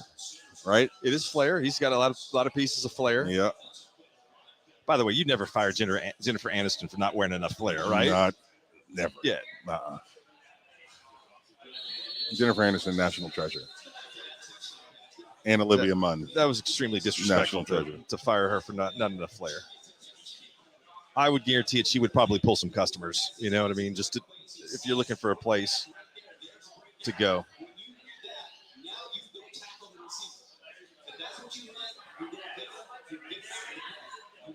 Josh Taylor says, what do you guys think about these young players getting in? Well, I'm for it. I think there's a tricky way to do it. You can't just say, okay, look, you've been in this program for a long period of time. You have to let the play dictate it. You can't set the old guys. Everybody wants to do that and act like, that, right, let's just build for the future. But that's not fair to guys that have put in a lot of work at a program. Correct. But, hey, if it happens organically and you got a guy that beats out another guy at that position, right, then everybody understands that on the team, right? Everybody's trying to win games. Yes, I agree 100%. I mean, it's the reason why Mike Gundy let Alex Cate play, for half of football without completing a pass before he put in Brandon Whedon. Because Alex Cate had paid his dues, and I think Gundy knew that what Brandon was going to bring to the table, at least some of what Brandon was going to bring to the table, and I think he was going to give Alex every chance to be the starter because he'd earned the opportunity. Well, plays a half with no completions. Whedon comes in and becomes the greatest quarterback in OSU history. Bean is not reading very well. He missed that. No, he's panicking. That is a handoff right up the middle, and don't think twice about it. He made a terrible decision here. Yep, he's panicking. Good to see Stutzman getting some wins out there today. That kid has had a rough start to conference play.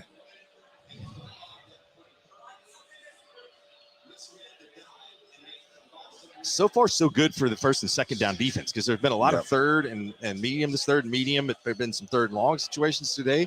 That's how you win games. Play the percentages. Blitz coming and it gets through. Heck yeah. Great play.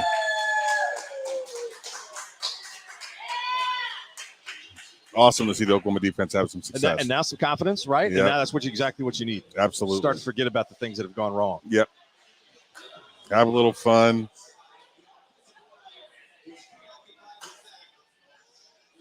You think any of these guys will sleep in their jerseys tonight? They're going to request to wear them again. No, they will. Probably will. Well, they don't wear them next week because there's no game, but the following week, why not? Yeah. Can you wear these on the I guess if the home team is going to wear dark jerseys, then you probably have to petition to wear them.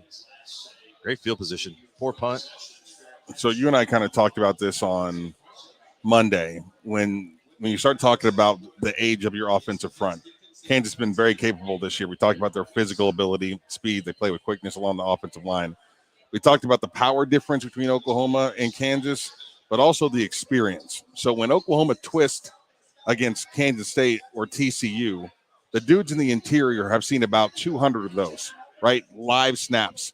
It's not bothering them. It doesn't get them off balance. It doesn't get them off level. They just move them along, and it is what it is. Taylor Martinez's last big run at Kansas State was a twist that they passed off beautifully in the interior. This twist against Kansas, these kids haven't seen as much football, played as much football. It absolutely hit home. OU ran it perfectly, disciplined. The technique was fantastic, and the result was great. They're going to be able to do quite a bit of that against Kansas and have success. And they're just picking on this corner over here again, like another pump fake and throwing it down the field.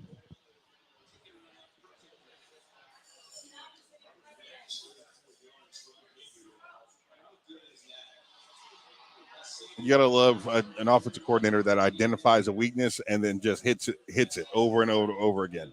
Like, you're going to have to stop me now, and that's fantastic play calling.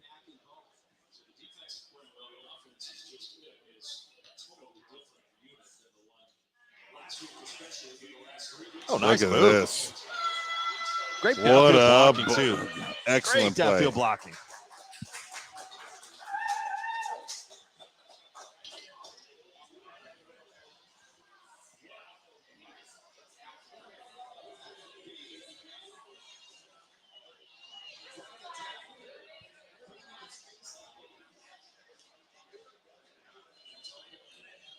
Bo's asking, Sam and Mark, honestly, is the four-man front making that much of a difference?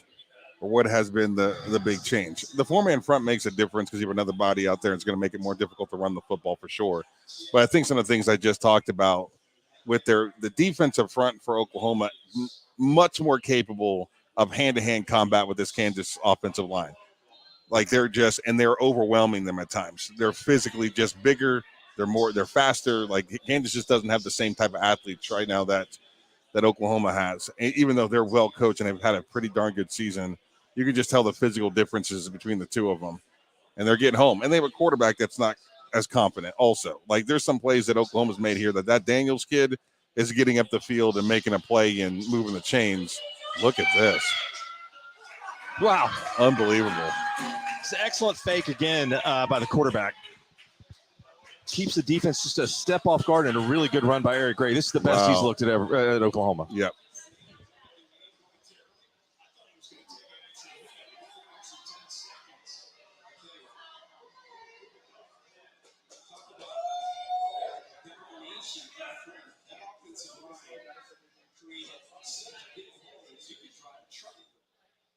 OU up to about 451 yards of offense in the first half. That's crazy. I think another thing that's important to understand too here is that I think you can have some, especially in the OU situation with the backup quarterback, you can have a wide variety of results in a game. Correct.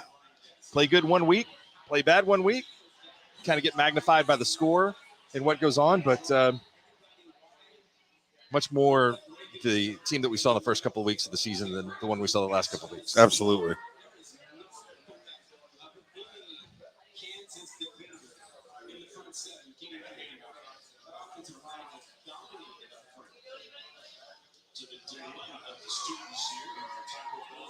This is can we have a feel good moment for the fan base? Like, thank God something is going well.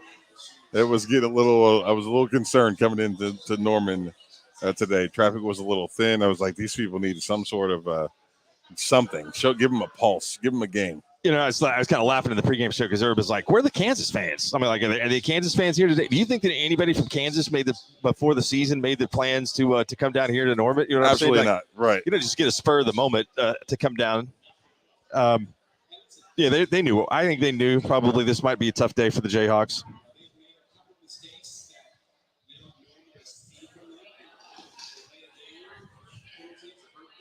You do know what happened to Kansas the last time they were 5-0, right? No. When was this? They finished 5-7, and they fired Mangino after the year. Oh my God, that's the last time. Yeah. Wow. How going 5-0 and they finishing 5-7 is pretty tough. Didn't Mangino take them to that Orange Bowl? He did take them to the Orange Bowl. And then 2 years later they went 5 No, it's been that has been. I don't just want to say this. 07 maybe. I have to look back there and see. Maybe later than that. What's that kid's name? Todd Reesing. Todd Reesing. He was so good.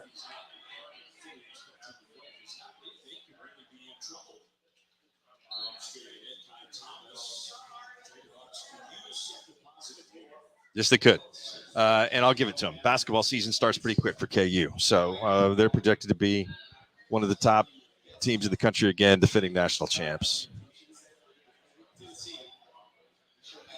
I got my eye on this Michigan game, and it's nuts. First downs 18-2, yet Penn State is up 1. But I can't say this about Michigan. Clearly their quarterback play is at a different level than it's been since Jim Harbaugh's been there this year.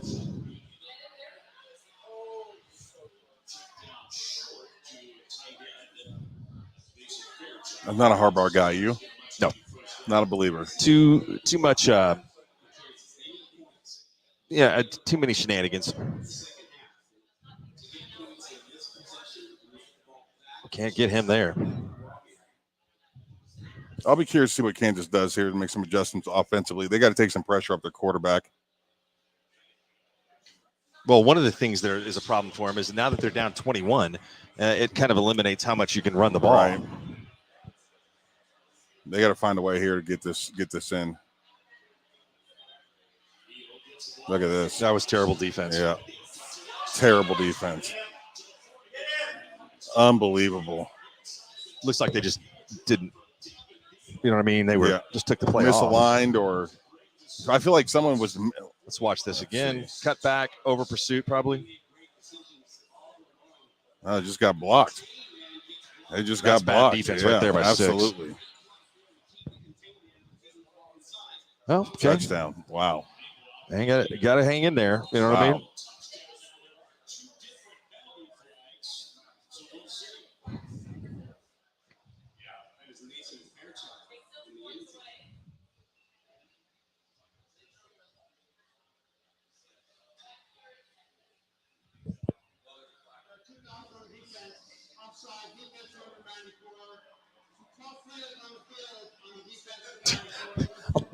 Isn't that the story of the 2022 season? We're complimented on everything that goes well, and then 2 just wretched plays, and then 2 penalties with 12 men on the field. Good Lord. Yikes. Kansas needed that. I mean, it was, if they didn't get that, they were in some real bad shape going into halftime. This seems manageable now for Kansas. Oklahoma's got to come out with a fire. Let's see what Levy looks like in the second half of this thing. Defensively, impressive. They're winning on the line of scrimmage, winning at the point of attack. Linebackers aren't getting blocked down the field, and the secondary seems to be turning their heads when the ball is thrown. Kansas will get the ball to start the second half. Mm-hmm. But plenty of time for OU to do something here. Oh, yeah, minute 36. Oops. Come on. Wow. We've seen mistakes on the back end all season long for Oklahoma. Just blown coverages. This is another one. And it's always occurring when you're multiple.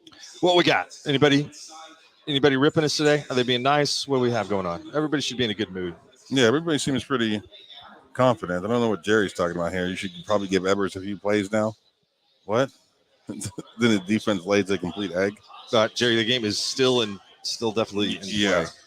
Oh, yeah. No, it's not that time yet. Plus, I would think Dylan Gabriel probably believes he's earned his playing time, right? 100%.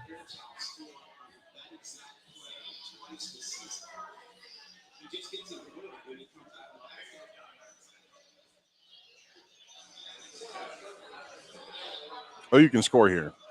Like there's really been nothing that they couldn't do all game long offensively. Runs going well, outside passes, inside passes. Every receiver's caught a ball. Willis is involved. I mean, they've right now, Levy is opening the playbook, and he can essentially call anything he wants. Big play going on over here in the Penn State Michigan game. 4th and 2, right on the goal line, 6 seconds to go. Field goal unit is coming on. Instead of trying to go for the touchdown.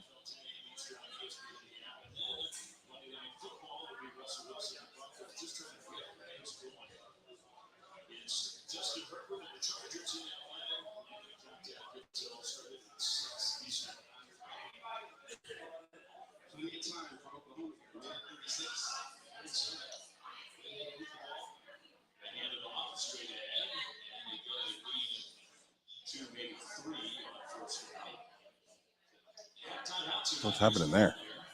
Where? I feel like the defender held on to his thigh for an extremely long time. It was weird. Well, he's trying to let the clock run, I would think. Oh, yeah.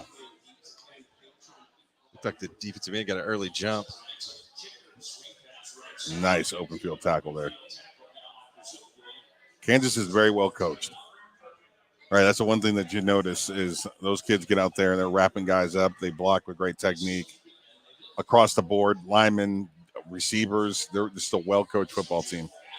Like it's easy to see why they're so successful. A lot of the local bookies here are hoping for some more OU points. Pretty much sure that they took a lot of KU action going on this week after last week's performance.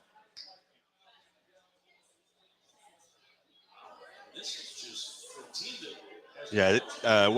What's going on here, Sam? Yeah, holy crap. I had no idea why they were in that formation. I feel like they were just going to happily run the ball and get into the halftime. Well, it's which fine, is but crazy. he's got 3 timeouts. Take a timeout. Yeah, like this doesn't make any sense at all. This bothers me. Again, this bothers me about Venables is that, he's given defensive signals and things like that. He has got to give Someone's going to that manage up. the game. Yeah. He has to. If you're that involved in the defensive signals, I don't think it matters to you. You can't conceptualize how many timeouts we have, all those kind of things that are going on. It's too much information to process. As the head coach, you need to have the overall aspect of this. And I think this is a wasted 2-minute drive in college football. 2 minutes and 3 timeouts is an eternity. Right. So they got to. I mean, I'd go to the press conference and ask him, what's the thought process behind Kansas is going to get the ball again here?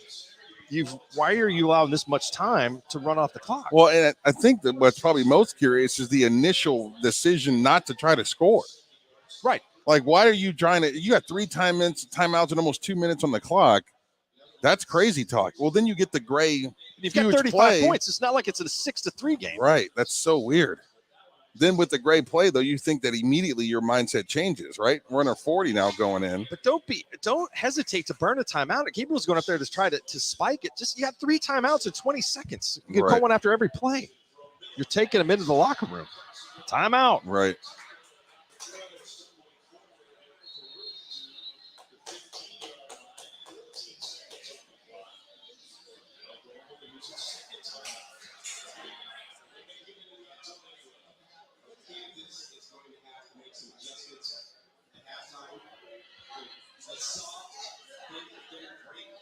I hope Michigan loses today just because they didn't wear the yellow pants. I mean, that's a great look for college football forever and ever and ever. They're going to go blue on blue, huh? Weird. You should have the color rush tonight for Alabama and Tennessee. That's just the Tennessee part, right? None for Alabama? I just thought that meant they were both wearing all yellow or all red. If that's what that means, I'm old. You're going to have to remember, give me some cue cards or something like that. But if one team is an all white, the other team is an all color, then that is technically that situation, yes. Right. Like the color rush in the NFL. Oh, yeah. And it's like they take deal. highlighters. And right. Yeah. I think in this one, they just agreed to let everybody wear their Tennessee, first time they've had orange helmets in 80 years or something like that. That's wow. And they I've seen them wear, I don't know if it's orange pants, but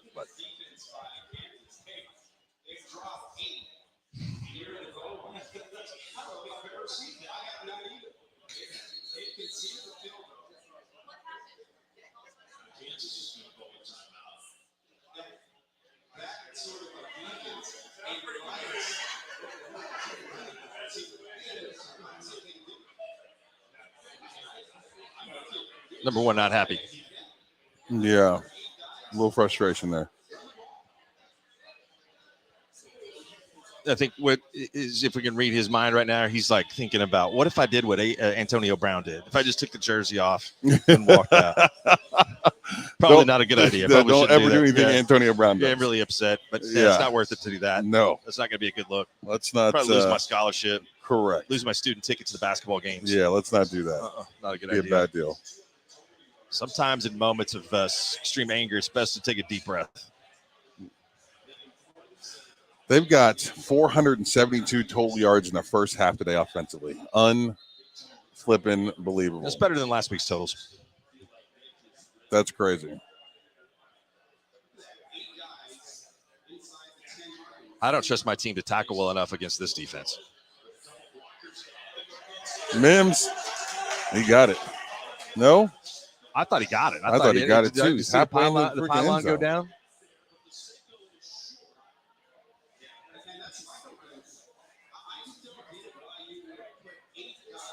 Yeah, that's overthinking it on defense. That's too much space. Right. What happened to this guy? No, but he's in some real pain. Well, maybe you should get everybody around him. I don't know if that's what the players were talking about, rather review, or if they were talking about getting somebody up there looking at him. Oh, yeah. Yeah, when Mims was. Yeah. Or Stoops. Foot is not in the right place. Oh, my God. Is it facing the. Yeah, it might be. The Mamba Hawk.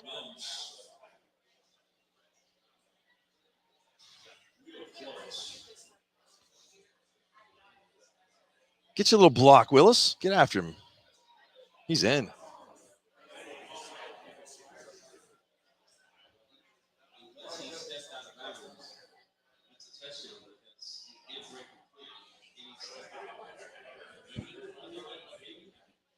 This is a touchdown.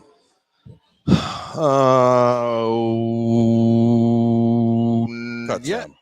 Yeah, That's a touchdown. Yeah, that's a touchdown. Yeah. I mean, and OU gets 7 and weren't even trying to. Right. So I mean, what a weird deal. And it makes to ask the question at the press conference on Tuesday is going to make you look like a real, a-hole. But I am curious 100% why the decision was made not to go for it. And it took a 30-yard run by your running back to do so. I don't think there's an answer for that.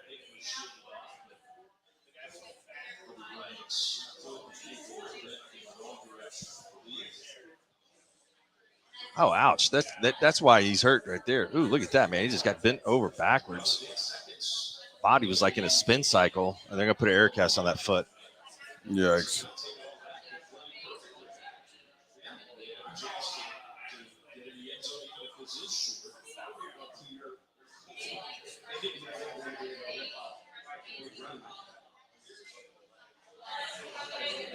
Yikes, that sucks. You hate to see it.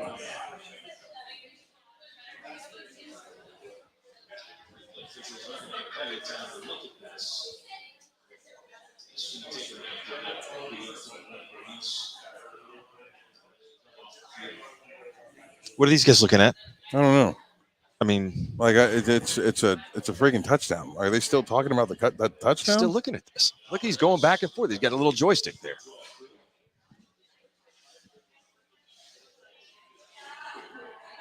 I think they just like sitting there looking playing at with it. Yeah. Yeah, I mean, look at this fancy looking thing here.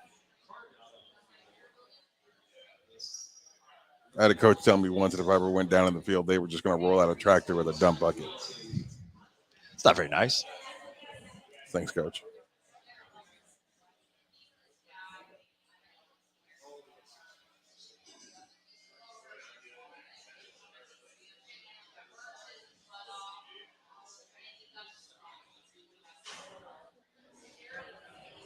It'll be interesting to see how the team reacts to this today, right? Because you go out and win this game 70-31 or something like that. Doesn't really wash the stink off the last 3 weeks. You know what I'm saying? You got to keep your head down and keep.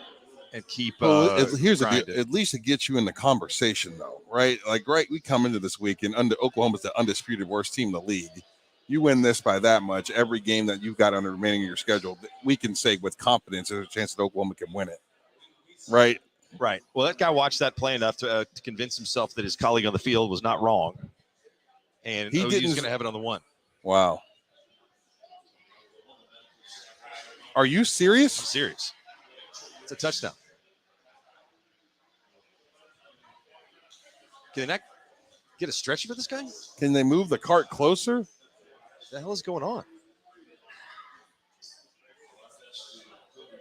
I can't believe they're walking him over to it. There's got to be a stretcher someplace. This is worse than the video on that commercial we watched. This, and then she's going to grab the.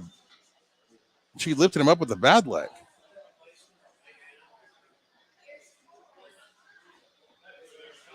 This is mismanagement of this situation. Yeah, what is going on with this? There's got to be.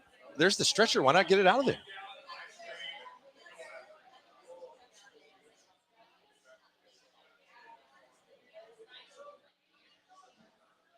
What the?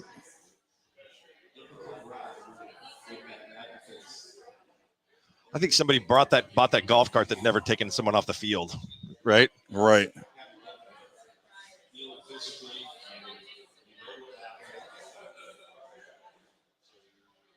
Got a lot of bells and whistles on that thing, but it's not very practical.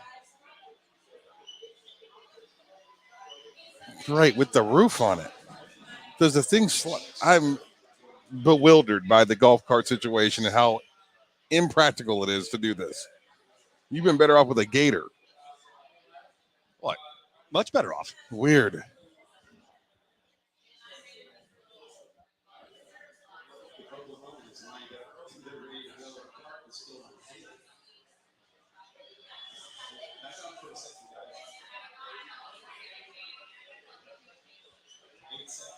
You can roll a regular ambulance out there if you need to as well. I mean, Right.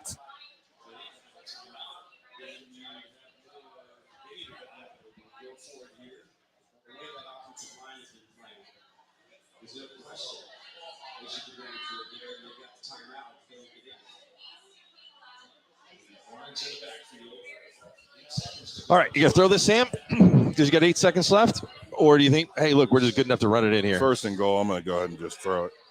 Why did he? My brain hurts. My brain hurts.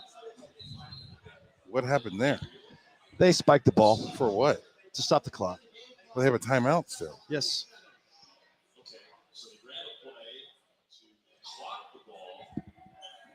What? I don't know. None of this makes any sense. What are they doing right now? What formation is this, Mark? Oh, wait, that's the huddle. Is that the huddle? Something weird's happening. Oh, here we go. This is stupid.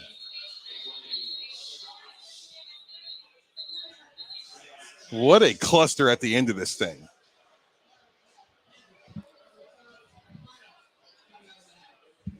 Kansas called the timeout last second.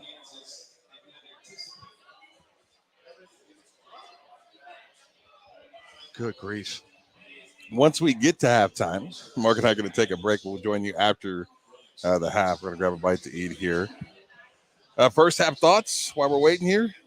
Great performance by the offense. I think more confidence on defense, better tactical approach today with 4 men on the line of scrimmage most of the time. And says a lot about the resilience of the team that it wasn't that they showed up and fought today. So far. I mean, the game's not over. Yeah, 100%. You know, the demeanor and attitude of the team coming out of the locker room was great. Like Mark said, offensively, fantastic. Gabriel looked engaged and excited to play. It's probably the best statistical first half he's had in the Sooner uniform. Receivers showed up to catch the ball. Eric Gray's been fantastic. The offense as a whole, best performance they've had. And, frankly, defensively, this is the best performance they've had in conference. Nebraska just sucked. At the end of the day, I think that's kind of what we saw there in regards to the Oklahoma defense and the success they had there. But the defense has shown up. They haven't made a bunch of mistakes. It's sure tackling, guys making plays, guys picking off passes. I mean, this is the best game that Oklahoma has played in conference play, and it's not even close.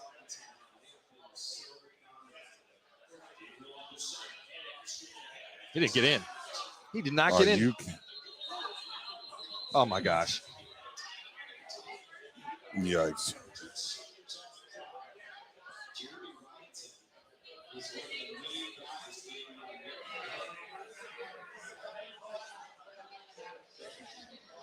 You might as well just throw caution to the wind here now. You don't deserve points. So Right. Just see if you get points, then you got them. If you don't, then you didn't deserve it.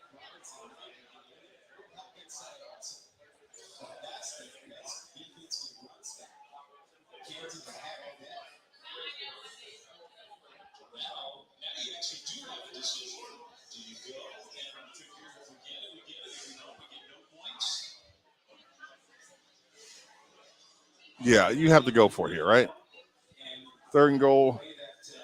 No time. I'm not kicking a field goal here. Well, I don't know. To tell you the truth, to probably be honest with you, you do kick the field goal here because it gives you more than a 2-possession lead in a game where Kansas is going to get the ball back, and it can give them a lot of momentum going into halftime. I'm just saying, these points might not matter in this game, but they might. So just kick the field goal, take the 3. You don't deserve any. By the way, you've managed the clock in this drive, but you get something. This is a decision that. Wow, that's a great play. You can start to overthink yourself and stuff on this play that you want to call here, but if they line up in that same formation, they're going to, I think, probably get another stop again. Right. And, what any defense wants you to do on whatever it is from the 2-foot line, they want you to try to throw it. You're going to go for it. They don't get this. There may be some people that are voicing their opinion. I hate this sugar huddle crap. Like, let me get in my stance. As an offensive lineman, I hate it. Because by the time I turn and get up there and get down, I'm still swaying forward. I haven't settled in, loaded the spring. I hate that crap, especially in short yardage. Right? You want to do that on a 2nd and 12 and have everybody in the 2-point stance and make it go fast, fine. But in the line of scrimmage, I hate that for the offensive front. and they don't get it. Ugh.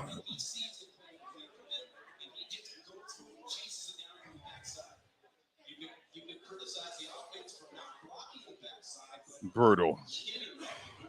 All right, guys, we're going to go ahead and take a break. Thank you so much for joining us here in the first half of Game Day Live. OU Kansas Sooners with the lead 35-21. We'll be back after this.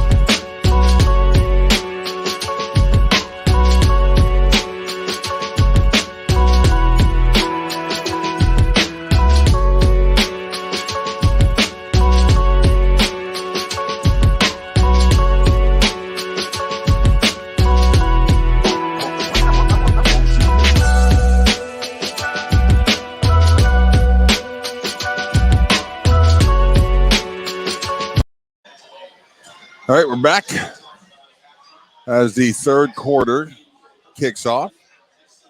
Mark Rogers around here somewhere. Man, I feel like that went fast. We didn't even get a chance to eat yet. Food will get here shortly.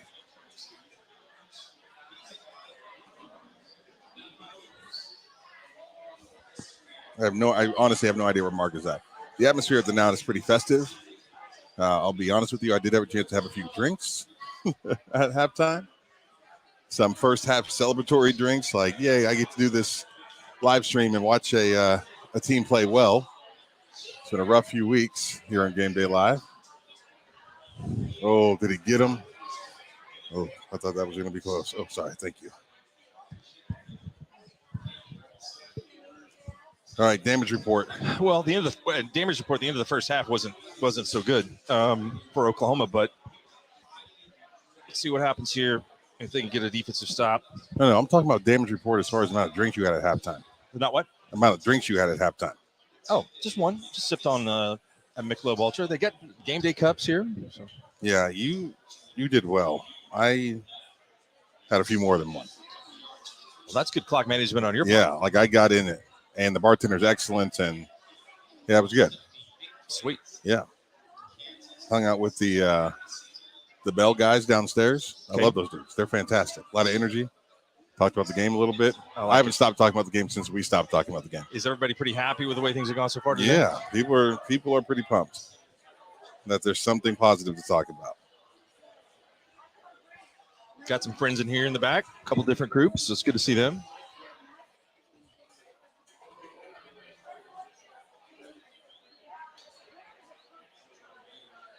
Oh, man, he almost picked that out of the air and went for a touchdown. Bo says welcome back. Thanks, Bo. Bo has been really nice here in the live stream. We've had some great comments today. Jerry said it was burger time at halftime. Jerry, it is burger time. We just probably should have tried to wait. One of us should have ordered sooner, right? Should have got up or flagged someone down. Timing thing is an issue, but Yeah. the good news is they are ordered. We will Oh, have yeah. Auburn playing Old Miss close today. That's an interesting score. The bad news for you guys, though, is you're going to have to, like, I'll mute myself while I eat, but you have to watch it, and it's not pleasant. Like, think hyenas eating like an antelope. Take turns talking. Is that a pick? Well, it looked like Oklahoma was on offense there, but it was Kansas. So Right. yeah, it's an interception. That's It's a terrible fantastic. pass. That's a great, you know what? It's a terrible pass, but I'm happy to see him make the play. Right. You know, there's so much nervousness that goes into playing bad football. And especially when you're the unit that performs the worst, and it just can be contagious. These dudes are out here having a good time and making plays. It's awesome. In zone coverage to even be in the right area code after what we've seen the last couple of weeks that's a victory. Absolutely.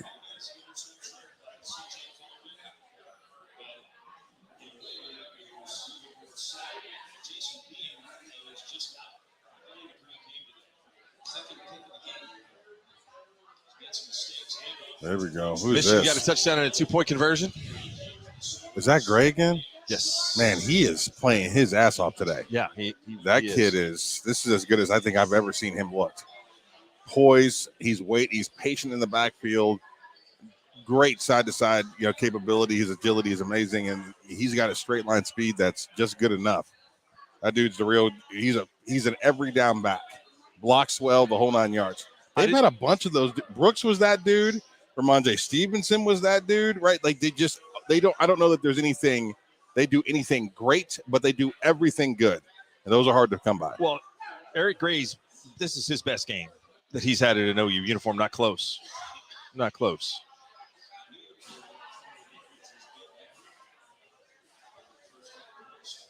That's nuts.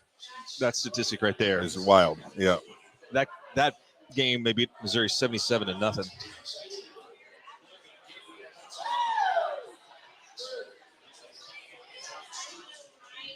I'll tell you right now, Drake Stoops is going to get a chance to play in the NFL. Someone's going to pick him up as an undrafted free agent, and he's going to make a team, and he's going to end up playing the kickoff team. Playing a kickoff team, and he's going to find a way to play inside receiver at some point. Like if Danny Woodhead could do it, Drake Stoops can do it. And I would have told you that when I saw him in high school for the first time. just a 100% football player. That kid is just he's Baker Mayfield, just a football player, and I just love him. Well, I know in the offseason he works with Danny Amendola, and so that's a little bit of a good comparison too. You know, I think Amendola maybe have a little bit more speed, but it's 8 yards before contact. Rushing yards before contact are underrated compared to rushing yards after contact, right? 100%. Yeah, you want it as clean as possible for your back so you get to the line of scrimmage. This offensive line is good, and they're getting more and more confident. They come off the ball together, great double teams.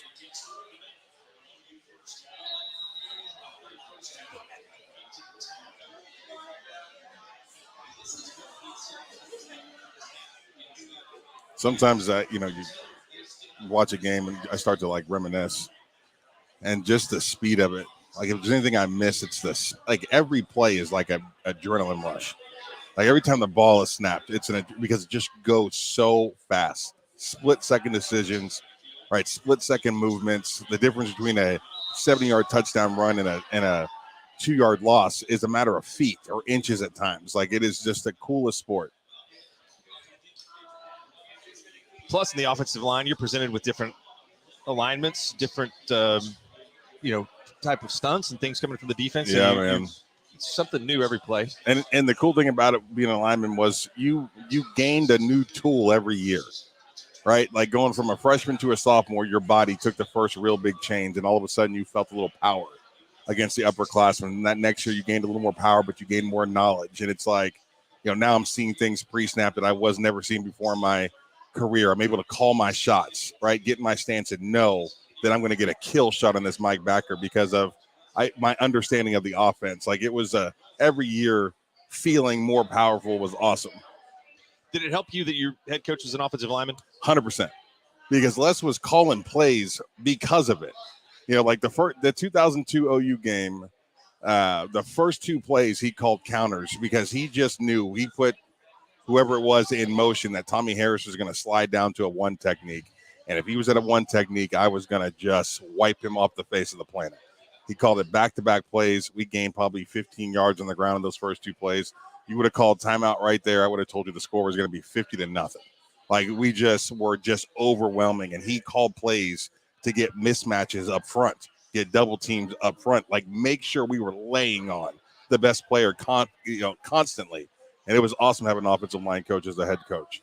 And he hung out with us, which is cool. I bet you that our O-line coach, Chuck Moeller, who has passed, which I just recently found that out, our O-line coach probably didn't love it as much because Les would say things that he would say something different every once in a while. But we loved the fact that he was down there with us all the time. And I think that offensive line coaches do make good head coaches a lot of times. Yeah. And there's different experiences for different people. But if you look at Jeff Lebby, that's what his background is as an offensive lineman. But he's also worked under some really, really brilliant people that can coordinate passing games, like Art Briles, who's his father-in-law. You also have Josh Heupel and Lane Kiffin. Those are pretty good minds. So I think that says a lot about a coordinator as a guy that's seen all these perspectives from all these really good head coaches or good offensive minds that can kind of blend their knowledge with the knowledge that of the people that they've worked for. The best part about having, in my opinion, the best part about having offensive line coach as a head coach or an offensive coordinator is they have a complete understanding of what they are capable of doing based off of what the line is capable of doing, right? They can, in the beginning of a season, after camp, they can cross out sections, right? And maybe work on them as the season goes along, but they know that this is what we're good at and these are the things that we are not. And it makes it so much easier. I remember Les always having to talk to Gundy at the time, who was the offensive coordinator, and tell him we're just not going to do that because we can't do it, right? We just can't do it up front right now. Maybe in a couple of weeks we'll be able to get there. And Gundy would get so frustrated, like this is the scheme. And we had lost the tackle and it was a little bit rough of a season for us up front. But Les just knew what we could do, and he kept us from being in positions that we were going to fail, which efficiency is everything offensively. At the end of the day, you run 8-10 good plays. You can call those plays at the right time. That's an efficient offense. You don't have to get too complicated. Well, it also gives you an idea of, hey, look, if we can do this successfully, we can work off of that play. We can build off of that play, give defenses different looks. Absolutely. Look at this. I think that Gabriel was a little selfish there. He wanted the touchdown. I think he did want one. A little late flag.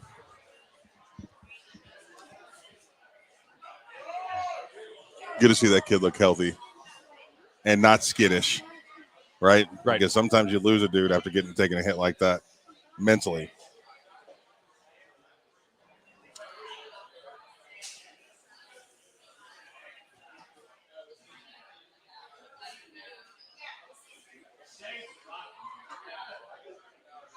Venables has got to have the most intense face.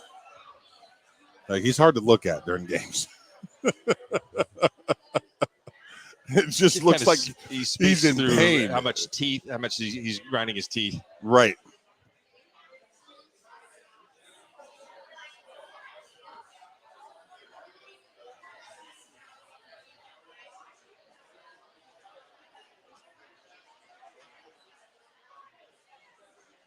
Why are we watching? 15 is not doing a whole lot there. I think we're trying to determine. Oh, there it goes. Somebody lost their hat. I think we're trying to figure out how that happened.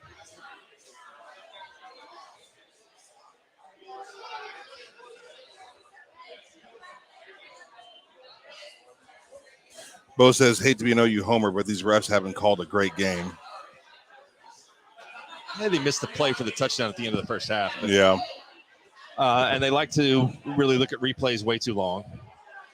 Referee looks like in the like if they were going to have a senior weightlifting contest that he would be a pretty worthy adversary. Yeah, like he can get it done. I've never liked refs that much. I got into I wouldn't say it's an argument. It was a heated conversation with one of my daughter's class or teachers. Mm-hmm. He's a referee. And Okay. I told him that I felt like 60 or 70% of holding calls were not correct. Yeah. And he disagreed with me. Here we go.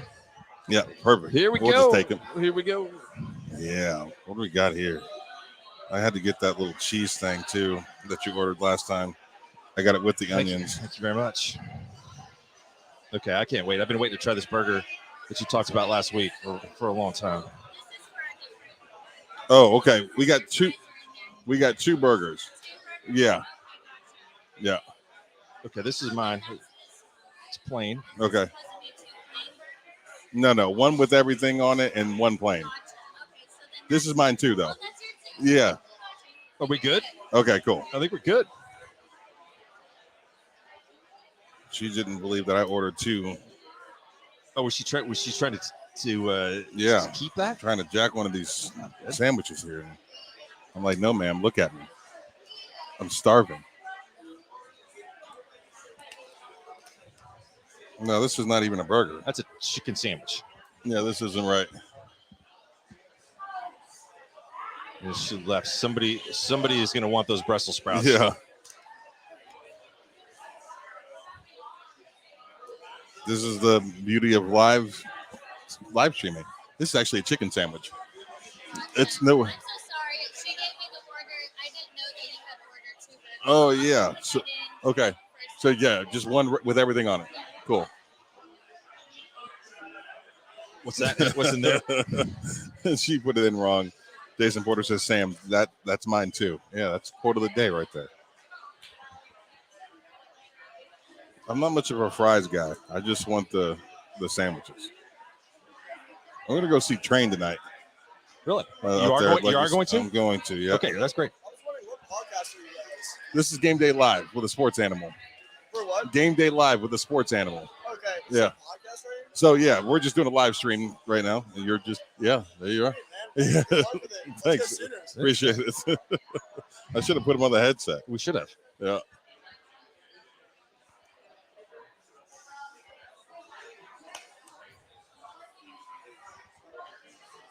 Yeah, I'm not going to eat the fries. I'm just going to eat the burger. Yeah. I'm going to.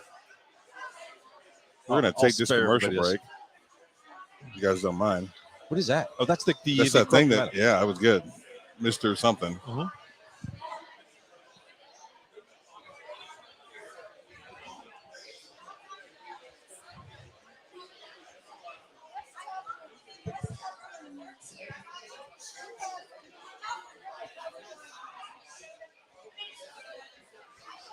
Parker's unbelievable. Can you get me up with a napkin?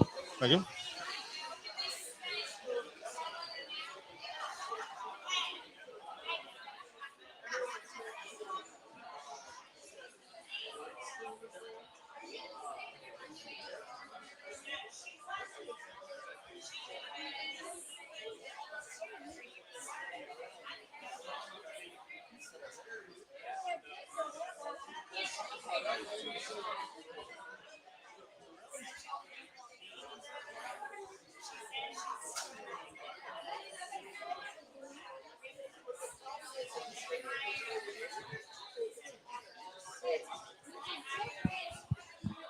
Probably the most meaningful part of this game so far for me will be the success that the defensive line has had, because those kids have had the worst few weeks, and to see them gain some confidence against what I would say is a pretty good offensive line is big time. Big time. 4-man front looks like where it's going to have to be for the rest of the season, in my opinion. They've had too much success, gotten too much pressure. Like, Kansas is not the best offensive line in this conference, but they are far from the worst also. So this is a pretty incredible performance by them.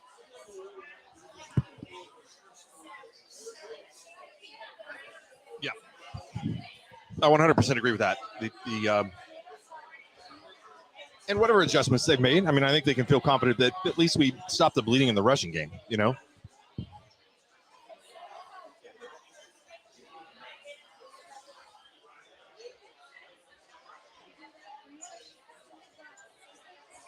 Another 3rd and long. That's how you win. That's how you win football games. Defensively, put them in a situation that's advantageous to you.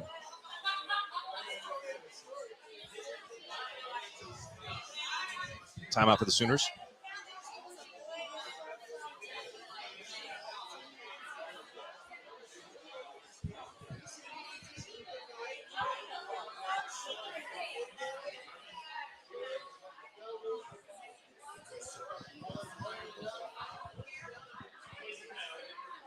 I think this Brad Pitt says, fun fact, most yards in the first half since 1986 against Missouri.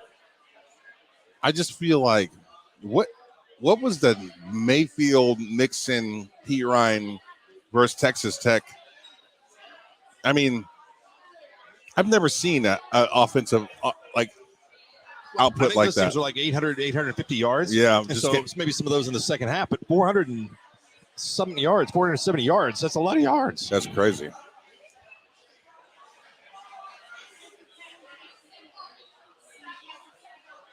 Levy's a good play caller. I've been telling y'all for weeks. Like this, he knows what he's doing. And when he has, with an offensive line like that, quarterback makes plays, he's going to have a ton of success. And the cool thing about it is it doesn't have to be, 30 yards down the field every time he throws it. Like, you just got to play, they're going to have 8 to 10, unless the receiver makes a big play, they're going to have 8 to 10 plays a possession. Like, I love how he plays. Like, it's just a very balanced offense.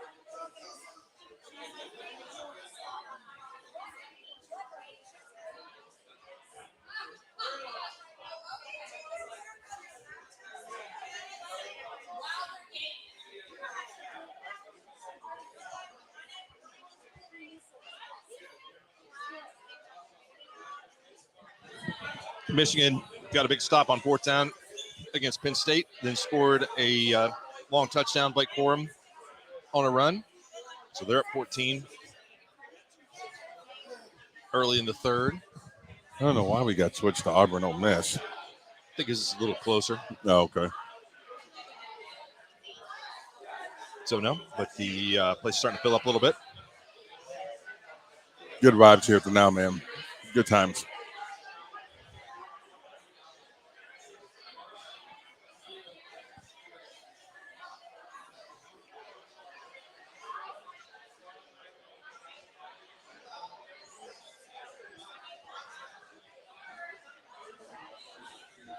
Interesting discussion about the Oklahoma State game with Spencer Sanders. I know a couple reports that he was not going to play today. That sure hasn't been reflected in the Vegas line. It has not moved at all.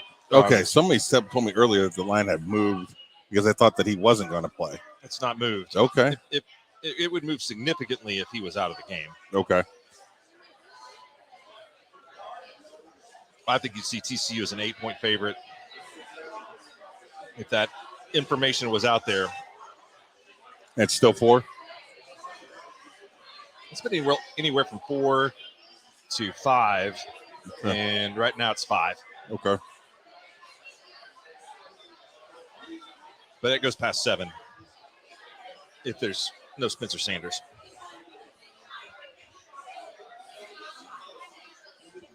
Yeah, look at that defensive alignment right there. Just terrible. It's a light box, but then you're going to see a pass play. Confusion. Like, where was he running? Don't know. Where was he? I mean, in that full, like, with complete confidence that he was making the right decision. And just the communication.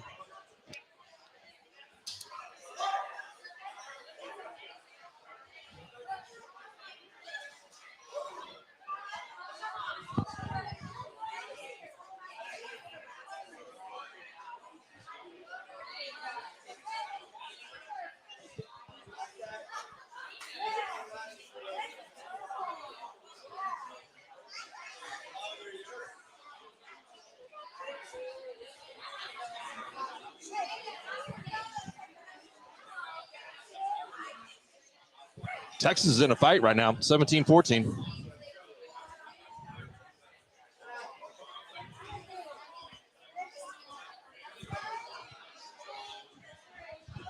I wonder how many rushing yards they have right now.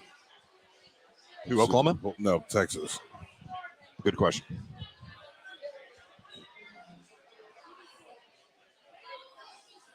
Let's see.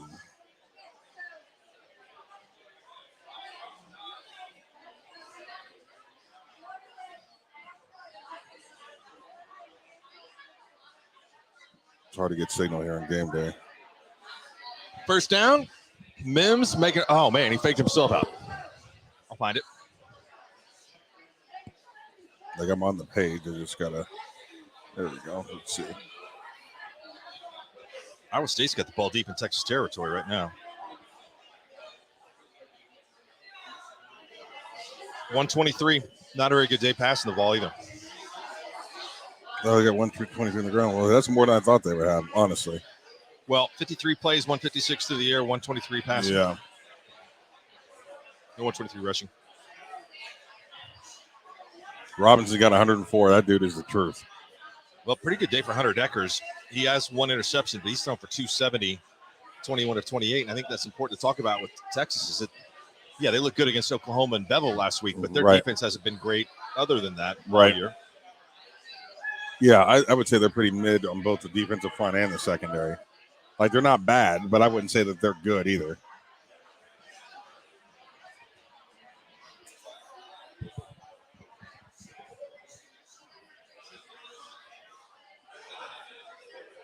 Oh. Gabriel with the pick.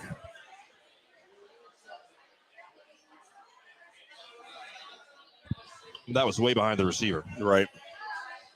That, I mean, I don't feel like that interception is going to change the outcome of this game by any means. But, yeah, just bad ball. Good play by that kid, too, to catch it.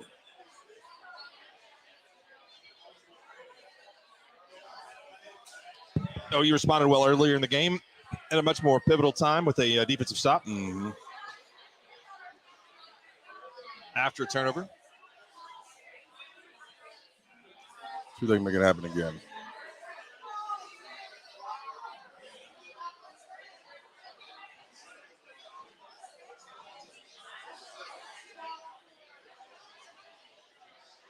Ooh, I don't know. That may be a little bit of a late hit. I feel like it was all out of bounds. The catch and the hit.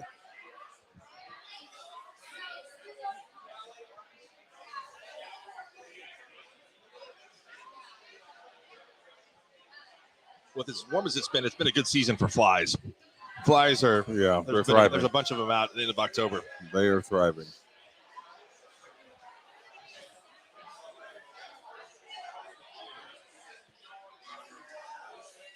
Oh, you got a tricky formation, bad angle, two bad angles, two Yeah. really bad plays.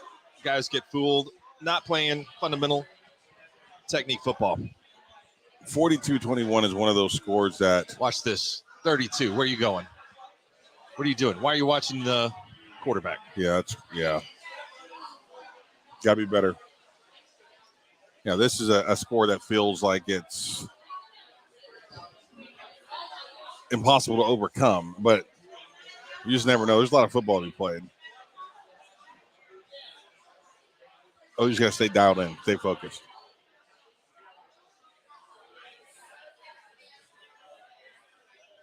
All day long. Those kids gotta rush the passer better than that.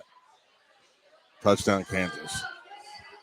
They've had some success up front, more success up front along that defensive line in this game than they've had all season long. But it's definitely the thing that sticks out, even in Kansas State against TCU, against Texas, is they just can't get to the passer consistently. It's a four-man rush. And I don't know that Grimes or Downs is on the field.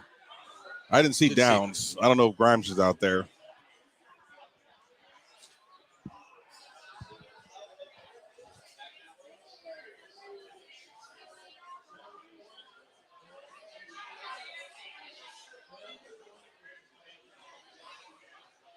Well, Kansas was in this same position at West Virginia, down 14 in the second half, won a game at overtime. So you're right. This is no time to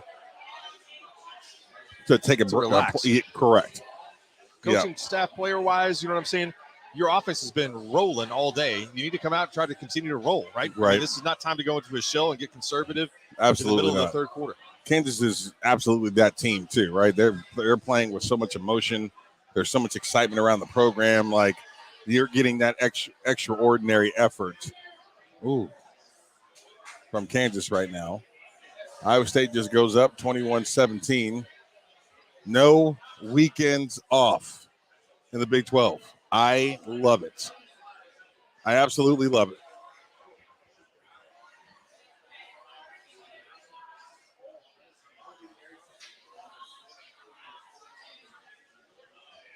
It's like jumping out of an airplane for Sark to beat OU 49-0 and then go home the next week and lose to Iowa State. Yeah. If that happens. Yeah, that's tough.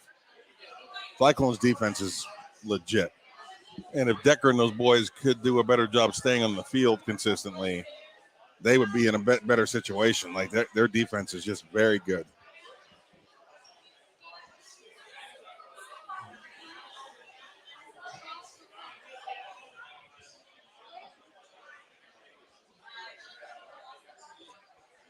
Bo says it's maddening to see the defense play so well, so up and down. Help me understand. Yeah. I mean, after what we've seen so far this season, the fact that we're able to even talk about the ups in this game is a positive. They've improved, like it's just been down, right? I mean, it's just been down for the last 3 weeks. So give me up and down today versus just down again. What an interesting choice for a hat we have over here to the left. Bucket hat. Yeah. But not like it just felt different.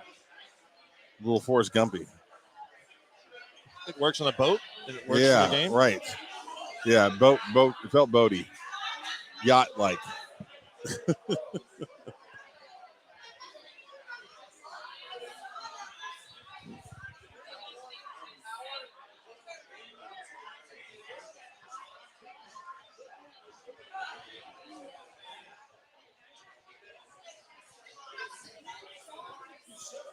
Got a good crowd in here now.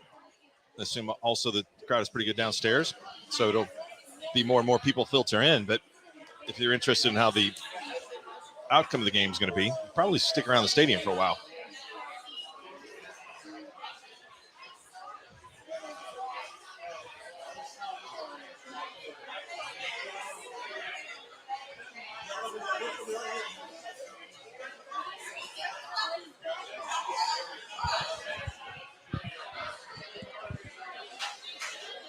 That Unity kid, Big Rod. What does that mean? What's that? Big Rod says that Unity kid. Well, I just think that the players have no names on the back of the jersey today. It's all Unity, so they had a better effort without the names on the jerseys, which means nothing. But So I'm going up this stream here because my fiance says that she's commenting in it, and I'm not seeing it. And I'm choosing not to respond to her. And I don't have any of that. I don't see any of her, and I wonder if I'm missing a lot of these comments. Should we comment on your page? Is that No, she's on the Sports Animal Facebook. okay? I don't know. That's weird that we're not getting. He said bad joke. Sorry. Okay, all right.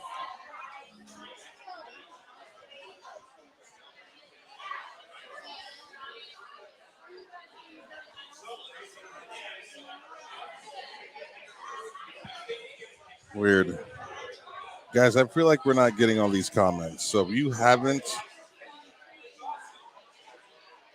haven't responded to you, it's because we were probably not seeing it. And I will figure this out next week. It says we should be getting it, but I know we're not getting it. If you're watching on Twitter, I know we're not getting those. It's just that StreamYard's not capable of it. All right, this is a big drive for the offense. Eric Gray has had himself a day. He's refusing to be denied, and it's amazing. I think he's played better than what the numbers indicate, too. So, but this is you need points here. Go to Mims. Nice gain. We're going to play fast. I like this. Not trying to slow the game down or go away from what kind of success that they've had earlier. Right. Gabriel gets sacked. Ooh. And holding penalty. From that spot, I think they'll take the penalty. Is that Wanya on the right side?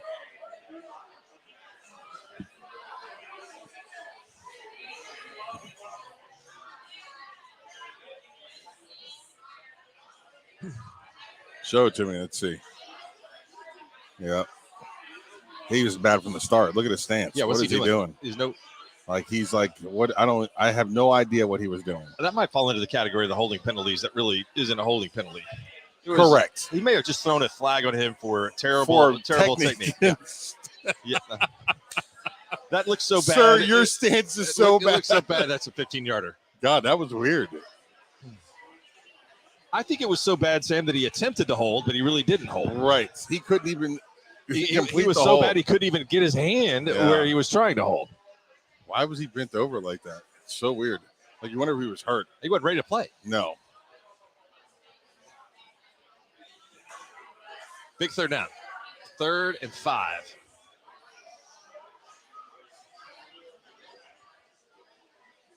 Auburn has scored on Ole Miss like Cam Newton's our quarterback today. Blitz. Big Rod, welcome to the stream, man. I appreciate it. Theo, we saved Dylan Gabriel there. I don't know. He was. You were calling for the pick. We was expecting the changeup, and he got a fastball. That was a good adjustment for him.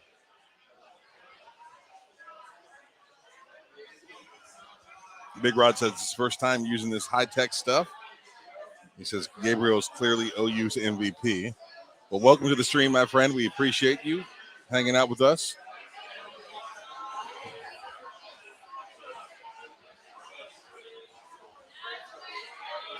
Ooh.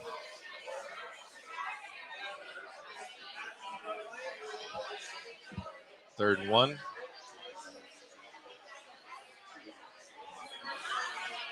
Great place to live. 3rd and 1.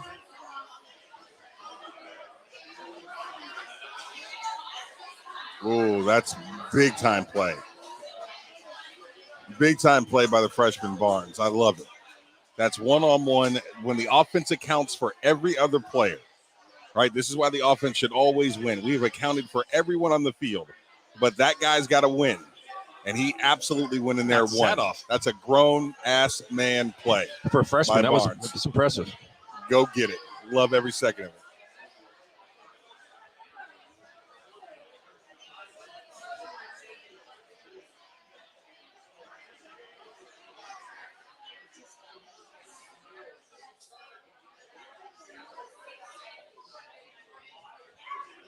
This group up front not blocking quite as well.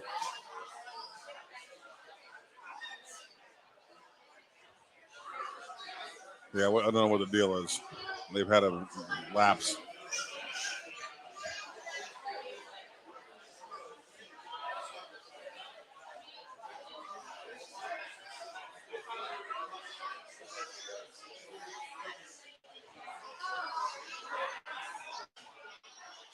Kansas Yeah, not there defend you this go. play well at all today. Touchdown. That's all Gabriel, man. The pump fake. Yeah. I mean, it's something that they saw in film, I think, this week too. That the Kansas defensive backs will bite on the pump fake, and Yep. Gabriel's executed it really well. Yeah, they're beating him up. Is that Willis? Yeah. Yeah, big time play. Thank you very much.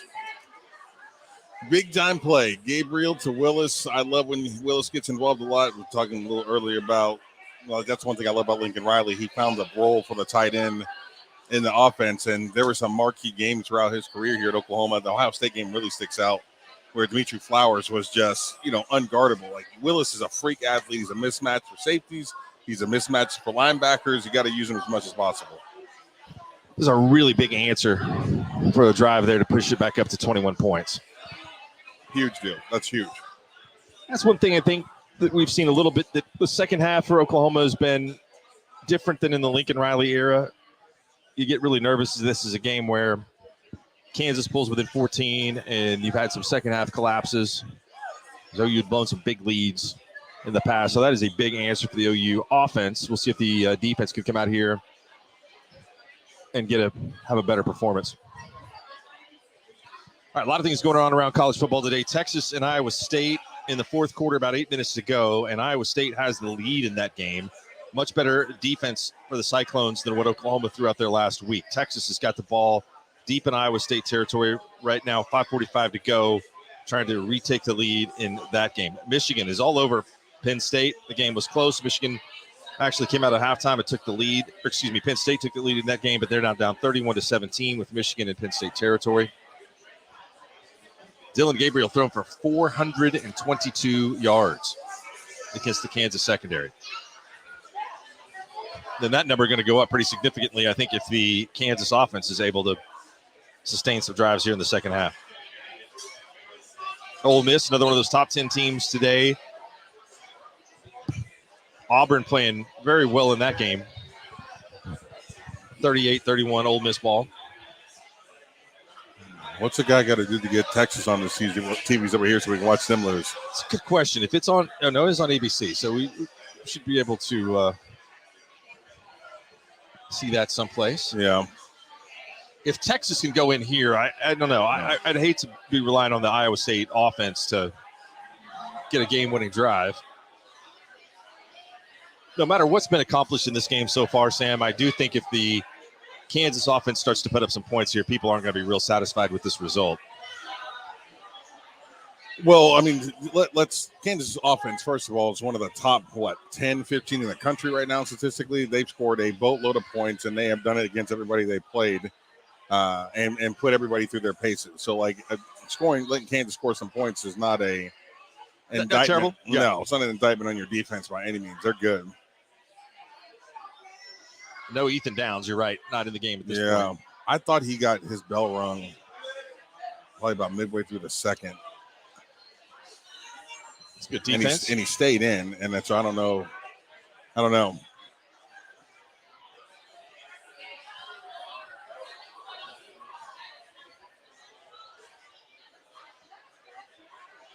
Josh Taylor says Willis is out there making himself money. Will he play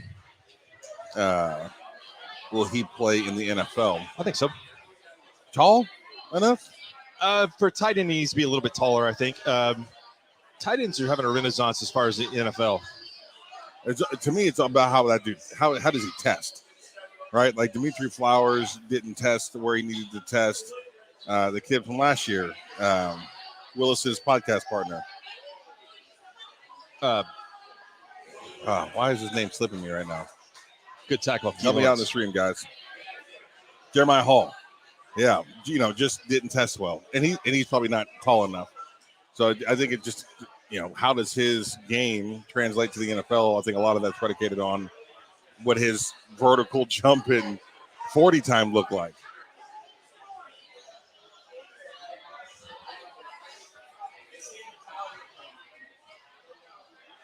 Another 3rd and long.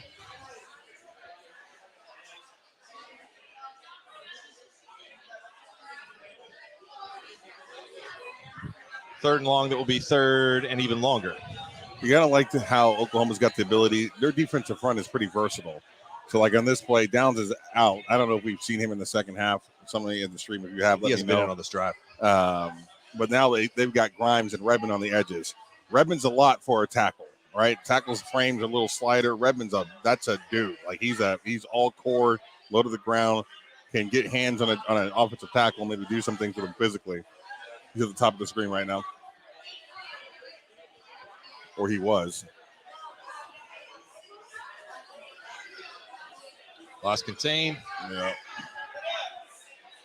Oh, I thought that boy's getting ready to die. I didn't think he was going to run out of bounds. Still a good job by the defense and good Oh, formation. yeah, absolutely. To flush him out. Yeah.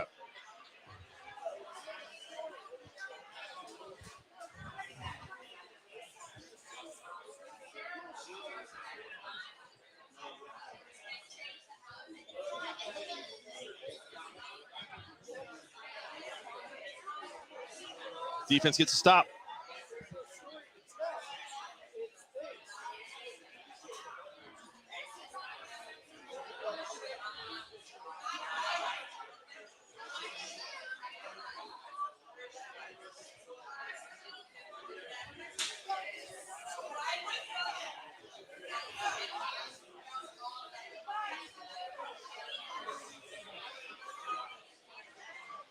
Coming up, ABC, following the Texas-Iowa State game, OSU and TCU. Should be a good one, man. We were talking today about everybody's discussing Max Duggan and how much better he's played this year. And I think for me, that's there's a culprit there, Sonny Dykes. They're going from a really defensive-oriented team under Gary Patterson and bringing Sonny Dykes in, who I think is really good with quarterbacks. It's made a difference.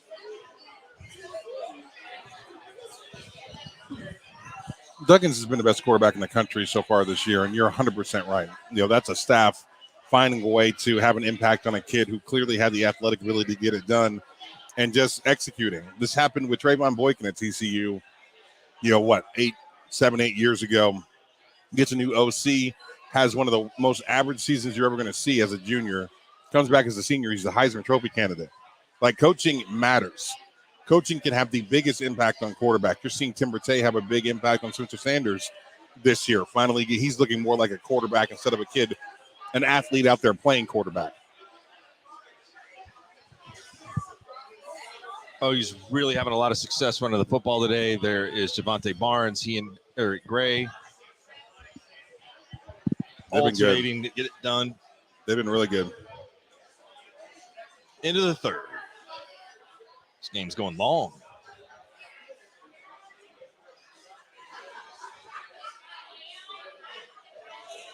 Big Rod says, who was the KUQB that beat OU in 76 championship season?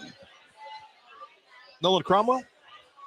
Nolan. Maybe a little Cromwell. earlier than that. Big upset, though, in the 76 year. Kansas out of nowhere beat Oklahoma 23-3. Nolan was earlier than that, so I'm not sure who the KU quarterback was in 76, but Google will tell me. The fact that you can just pull up that stuff is... I was not much more going on in my life at that point in time. 6 years old. It's pretty incredible. Is it Nolan? Was it him?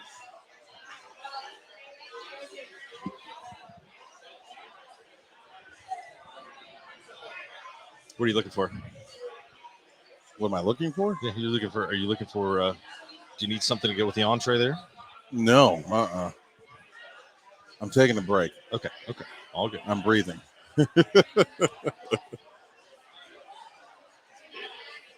Texas scored. What did it say now? 24-21. 4:43 to 24-21. go.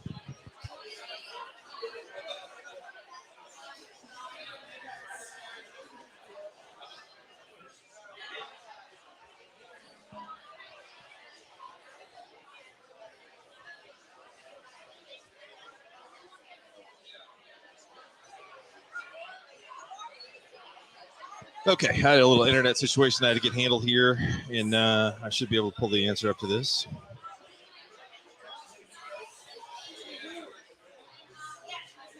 (1984), another storied Oklahoma loss to Kansas. That was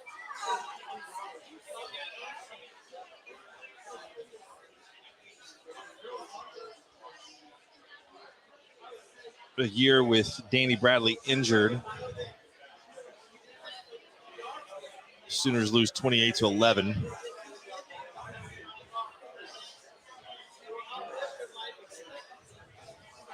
The week after a tie to Texas, and one of the worst calls or series of calls in the history of OU football.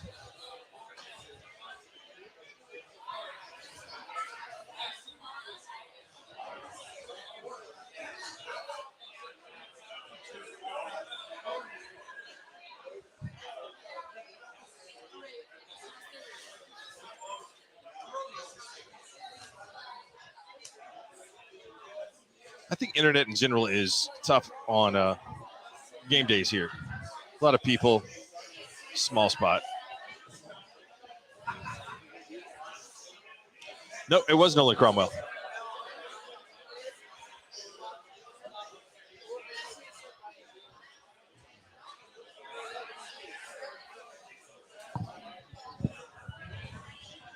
He says That was a heck of a year in conference that season. he says I blame my incompetence on smoke inhalation. I got the wrong season. Colorado 5-2, Oklahoma State 5-2, Oklahoma 5-2. It's excellent. Absolutely. The burger is incredible, and man, I forget what the other thing I had. It's like a grilled cheese sandwich with ham. It's Croque so Madam. good. Croque what? Croque Madam. Yeah, croque madam. It's delicious. Yeah, food is excellent. Yep. Gabriel, first down. Nice pass. Stoops.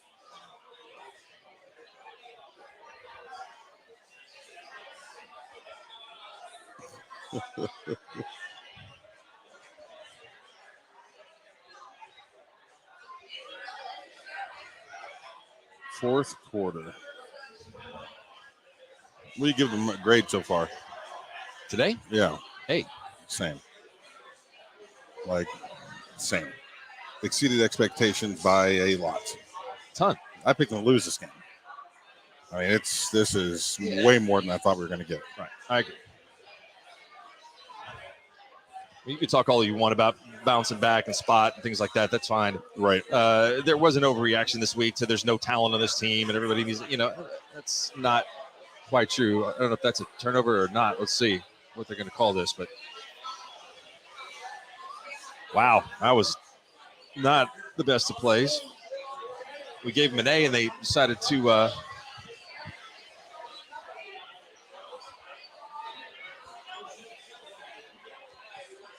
wow.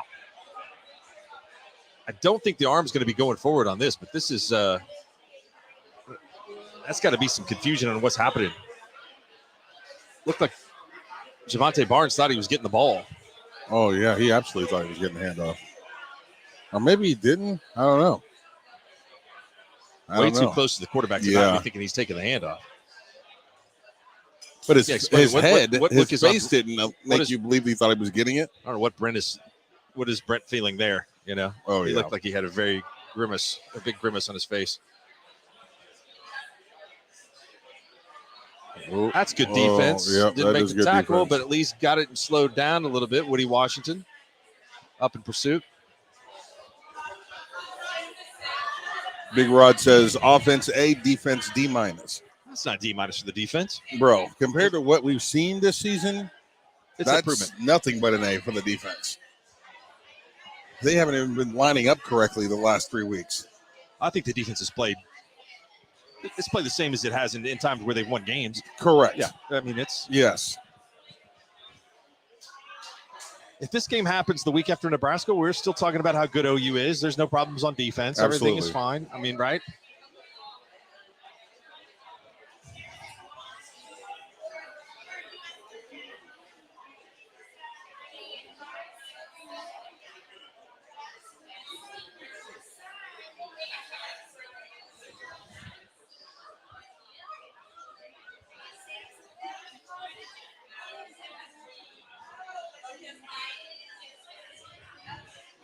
Iowa State will need a field goal to tie. They get the ball to the 48-yard line, 1st and 10. Their own fort, I guess that doesn't really matter. Their 50 yard line. Yeah. Middle of the field. 3rd and 3.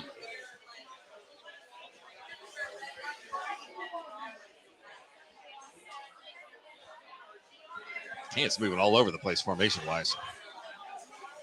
Got it. Is that just an attempt to move alignment, Sam, a little bit? Yeah. Add a little confusion to it. Whoever the left defensive tackle was could have made the play.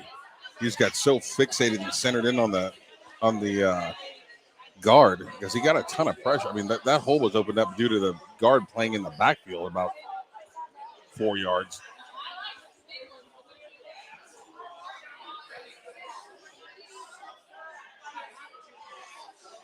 This kid is, oh boy, he tried to die there. Who was that tried to kill him? I don't know. Good question. That was like a torpedo.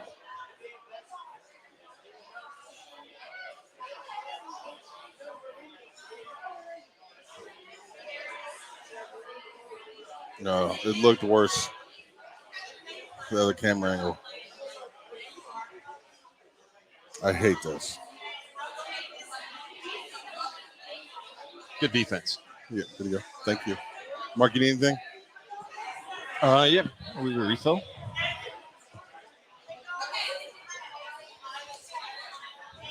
Emily. What do you got Ultra. there? Ultra draft. Yeah. And you know what? I'll take a margarita. Yeah.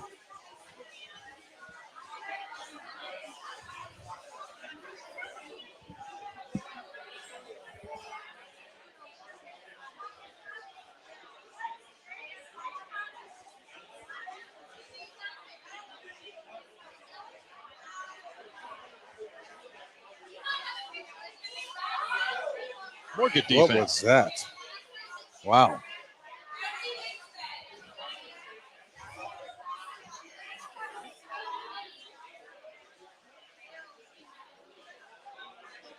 Where's the S on the front of the Kansas uniforms? Oh, weird. That's got to be Noticed some it. sort of a mouth. Like I haven't noticed that all day. that's guess- crazy. It's an individual Jayhawk, but OU's preaching unity. Kansas is preaching individualism today. Isn't it Jayhawks? Yeah. But if you're just a single Jayhawk, you know. Weird.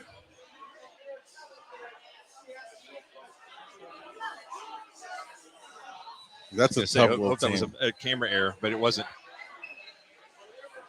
Where's Lance Leopold going to be coaching at next year?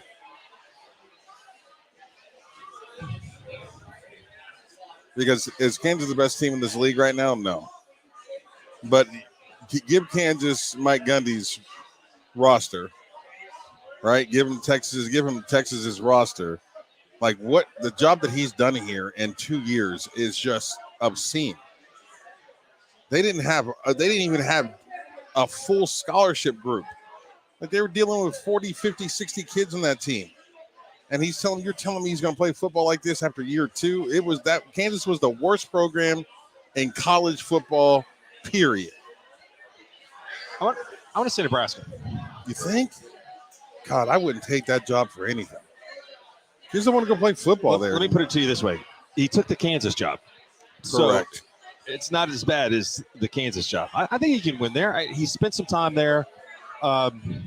Do I think that You're this guy going can in get Nebraska winning 8-9 games a season? Absolutely. The problem is I don't think Nebraska will offer the ability to draw in the kids that'll get you to 10-11 games a season. Right. That's my thing. Like, I think he's going to have success anywhere he goes, but who's going to give you the ability to recruit, play in NIL, play in the transfer portal, all the support that you need to be a championship caliber team?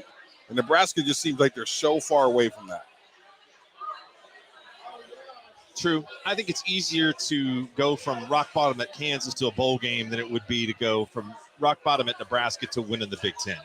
Competing, Yeah. challenging, and again, the divisions are going to go away. So at least there's not going to be any more Big Ten West where the bar is lowered because you don't have to win in a division against Ohio State, Michigan, or Penn State. Right. So I don't know. That's a good question. But I do think that they'll pay him a lot of money. And I think that there's a potential there for, you. I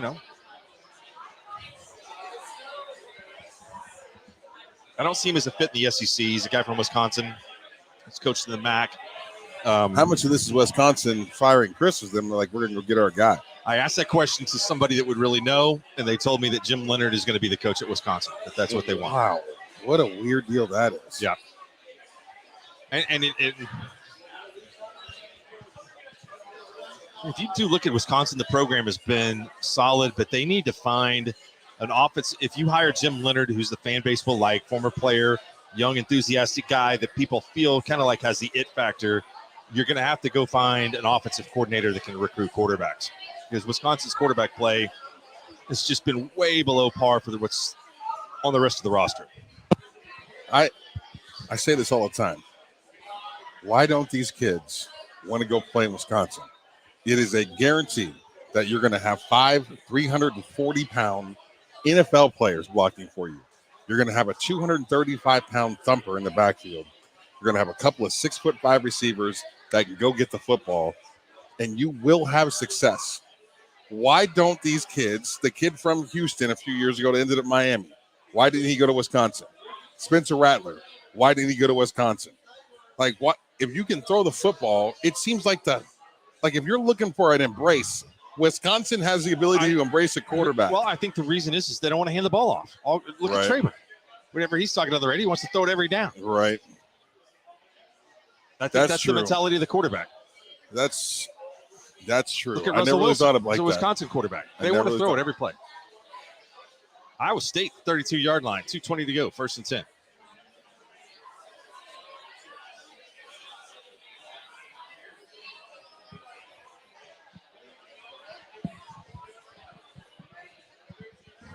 Did that guy have a glove on? No, I don't know. He's holding something in his hands. I was going to say, he should take his tickets away.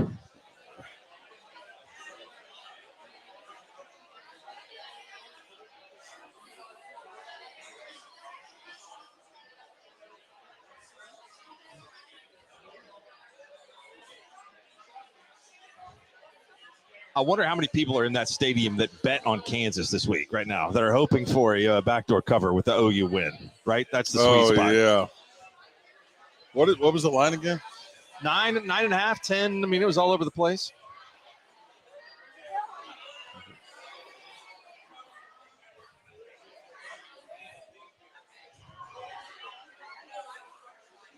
Touchdown. Oh boy, Iowa State, they got to be having nightmares of the Kansas game where missed 4 field goals that day. They're moving into position to try to potentially kick a field goal to tie this game. That'd be terrible.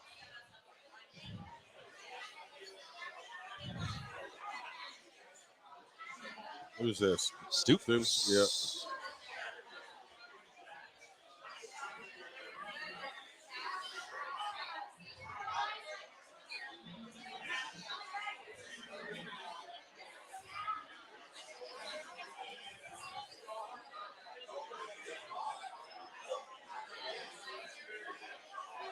See, I don't like the way he does not throw a catchable ball. Even deep balls are overthrown. The accuracy isn't there. Bob's got a jersey on today. That's That is pretty an cool. interesting decision. That's his son's jersey. It's his last name. If I As would, much as I know Bob, and just telling you, I think probably that was somebody else's decision Oh. other than his. I don't know. I don't see it. First down. Texas has recovered an Iowa State fumble. Looks like they're going to win. Yikes. That sucks.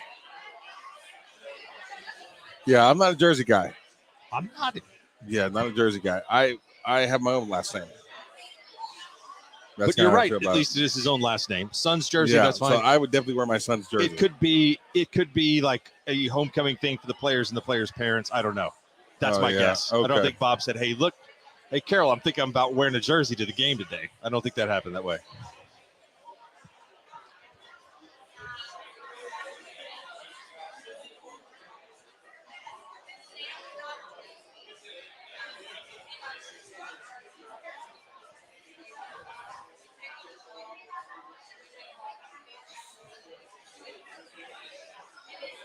That's a huge win for Texas. I mean, Yeah. you got to go to Oklahoma State the next week, and in the Big 12, this is not about. It's about winning ugly this year. 100%. So you got to get to the Big 12 championship game for Texas. I think a loss today probably keeps them out of Arlington. Absolutely. Doesn't matter if you went by an inch or a mile. Like, it just finding a way to get it done is key here.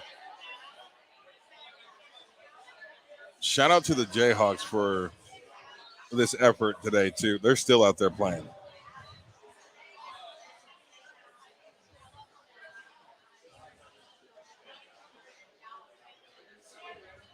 Like, there's just been no lull in the fight out of the Jayhawks.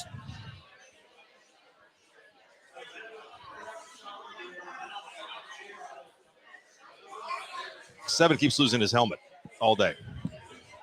Probably because he needs a haircut. High and tight. Could be too much hair. Bald. Physical run, first down. Might be the first sentence in the story today about how Oklahoma's played running the ball. Oklahoma's got one of the most underrated offensive line and running back combos in the Big 12. Those dudes can play. I've been so impressed with Graham Barnes today.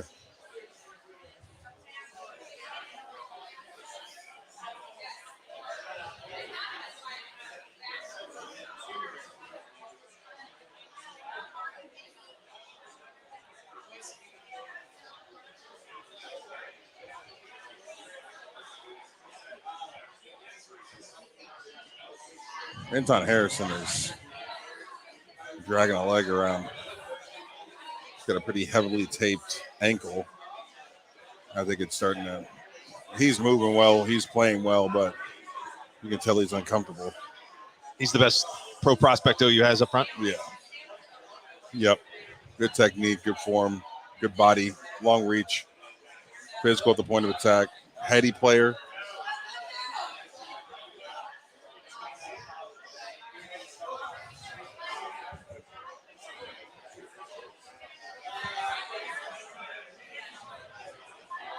I like Rame a lot too, but probably He's super athletic. I think that he's probably a guard.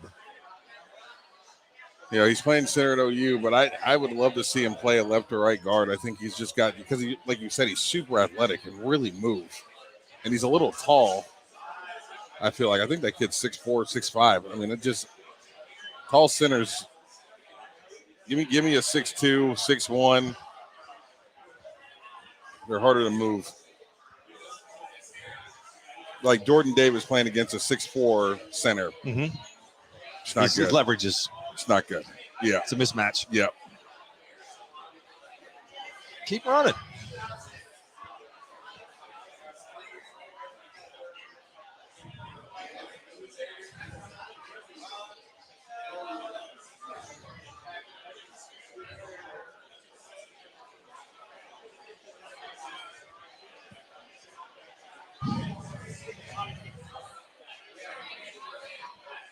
Texas looks like they're going to clinch that win, pick up a first down.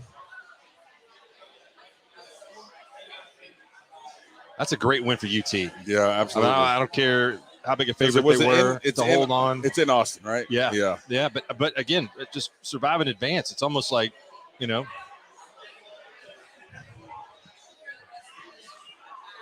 it's big time.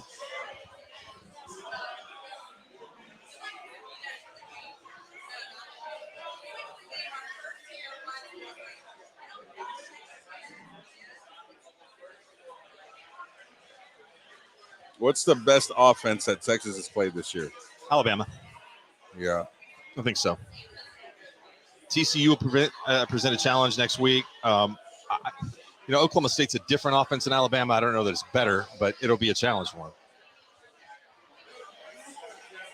There you go. Just go out of bounds. Right. The only thing is opposed to going out of bounds is to keep the clock running.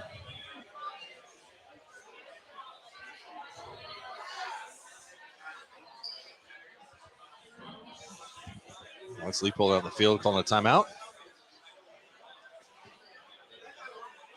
Guys, I think we're going to go ahead and have to. The clock got away from me a little bit. 5 minutes ago, we are probably going to have to head here in a second. Big thank you for you guys joining us here in Game Day Live. Make sure you tune into the Sports Animal post-game show with Jim Traber and Al Eshbet. Because you never know if somebody's going to throw something at Jim. You never know, right? We're always listening for the That's why assaults. instead of looking at us, you can see projectiles being hurled at the ultimate. Unless something crazy happens, it looks like this is going to be a big Sooner win. Final thoughts for me: it's the best the offenses look. Jeff Levy, I think, should feel good about the job that he did today. I think he's been vindicated a bit. Maybe less people going after him next week. He's a play caller, no question. Dylan Gabriel looked as good as he's looked. The offensive line is coming along nicely. Gray, Barnes, fantastic. Defensively, shout out to those defensive linemen for having some success. They had some individual success, confidence building. The linebackers played about as well as they played all season long. Secondary, still some questions as far as what they're doing. But as far as a character building, morale changing, uplifting victory, this to me is exactly what the doctor ordered. I thought that defensively, they affected the quarterback play today, which one sack in the previous 3 games. They didn't affect anything that happened in the Kansas State game with Adrian Martinez. They didn't affect Duggan in any way. They certainly didn't affect Ewers last week. So they got Bean out of his comfort zone. He doesn't belong in the same breath as those previous 3 quarterbacks. But at least you look at it and say the defense isn't that bad. And potentially that as we go down the year, that those 3 teams that Oklahoma played are going to be fighting out to be the Big 12 champions this year. And Oklahoma's just not at that level. So much better defense today. Gabriel better, but Gabriel, no matter what happens the rest of the year, he's not going to be in the conversation with the better quarterbacks that Oklahoma's had over the last 25 years. He's down there kind of, to me, at the more of the bottom of it. So good to see Scott Lambert here, the owner of the Noun, but good performance. Yeah. There's nothing. Today you had a train. It was all going into the ditch. You got it back on the track. So Correct. don't worry about if the train has a dent in it. It's just back on the tracks and got a chance to go in the right direction. Absolutely. You're 100% right there. Once again, big thank you for you guys watching Game Day Live here, and we'll be back next week. Oh, actually, bye week. It's a bye week next Bye week. week. We'll see you in a couple of weeks. Have a good one, guys.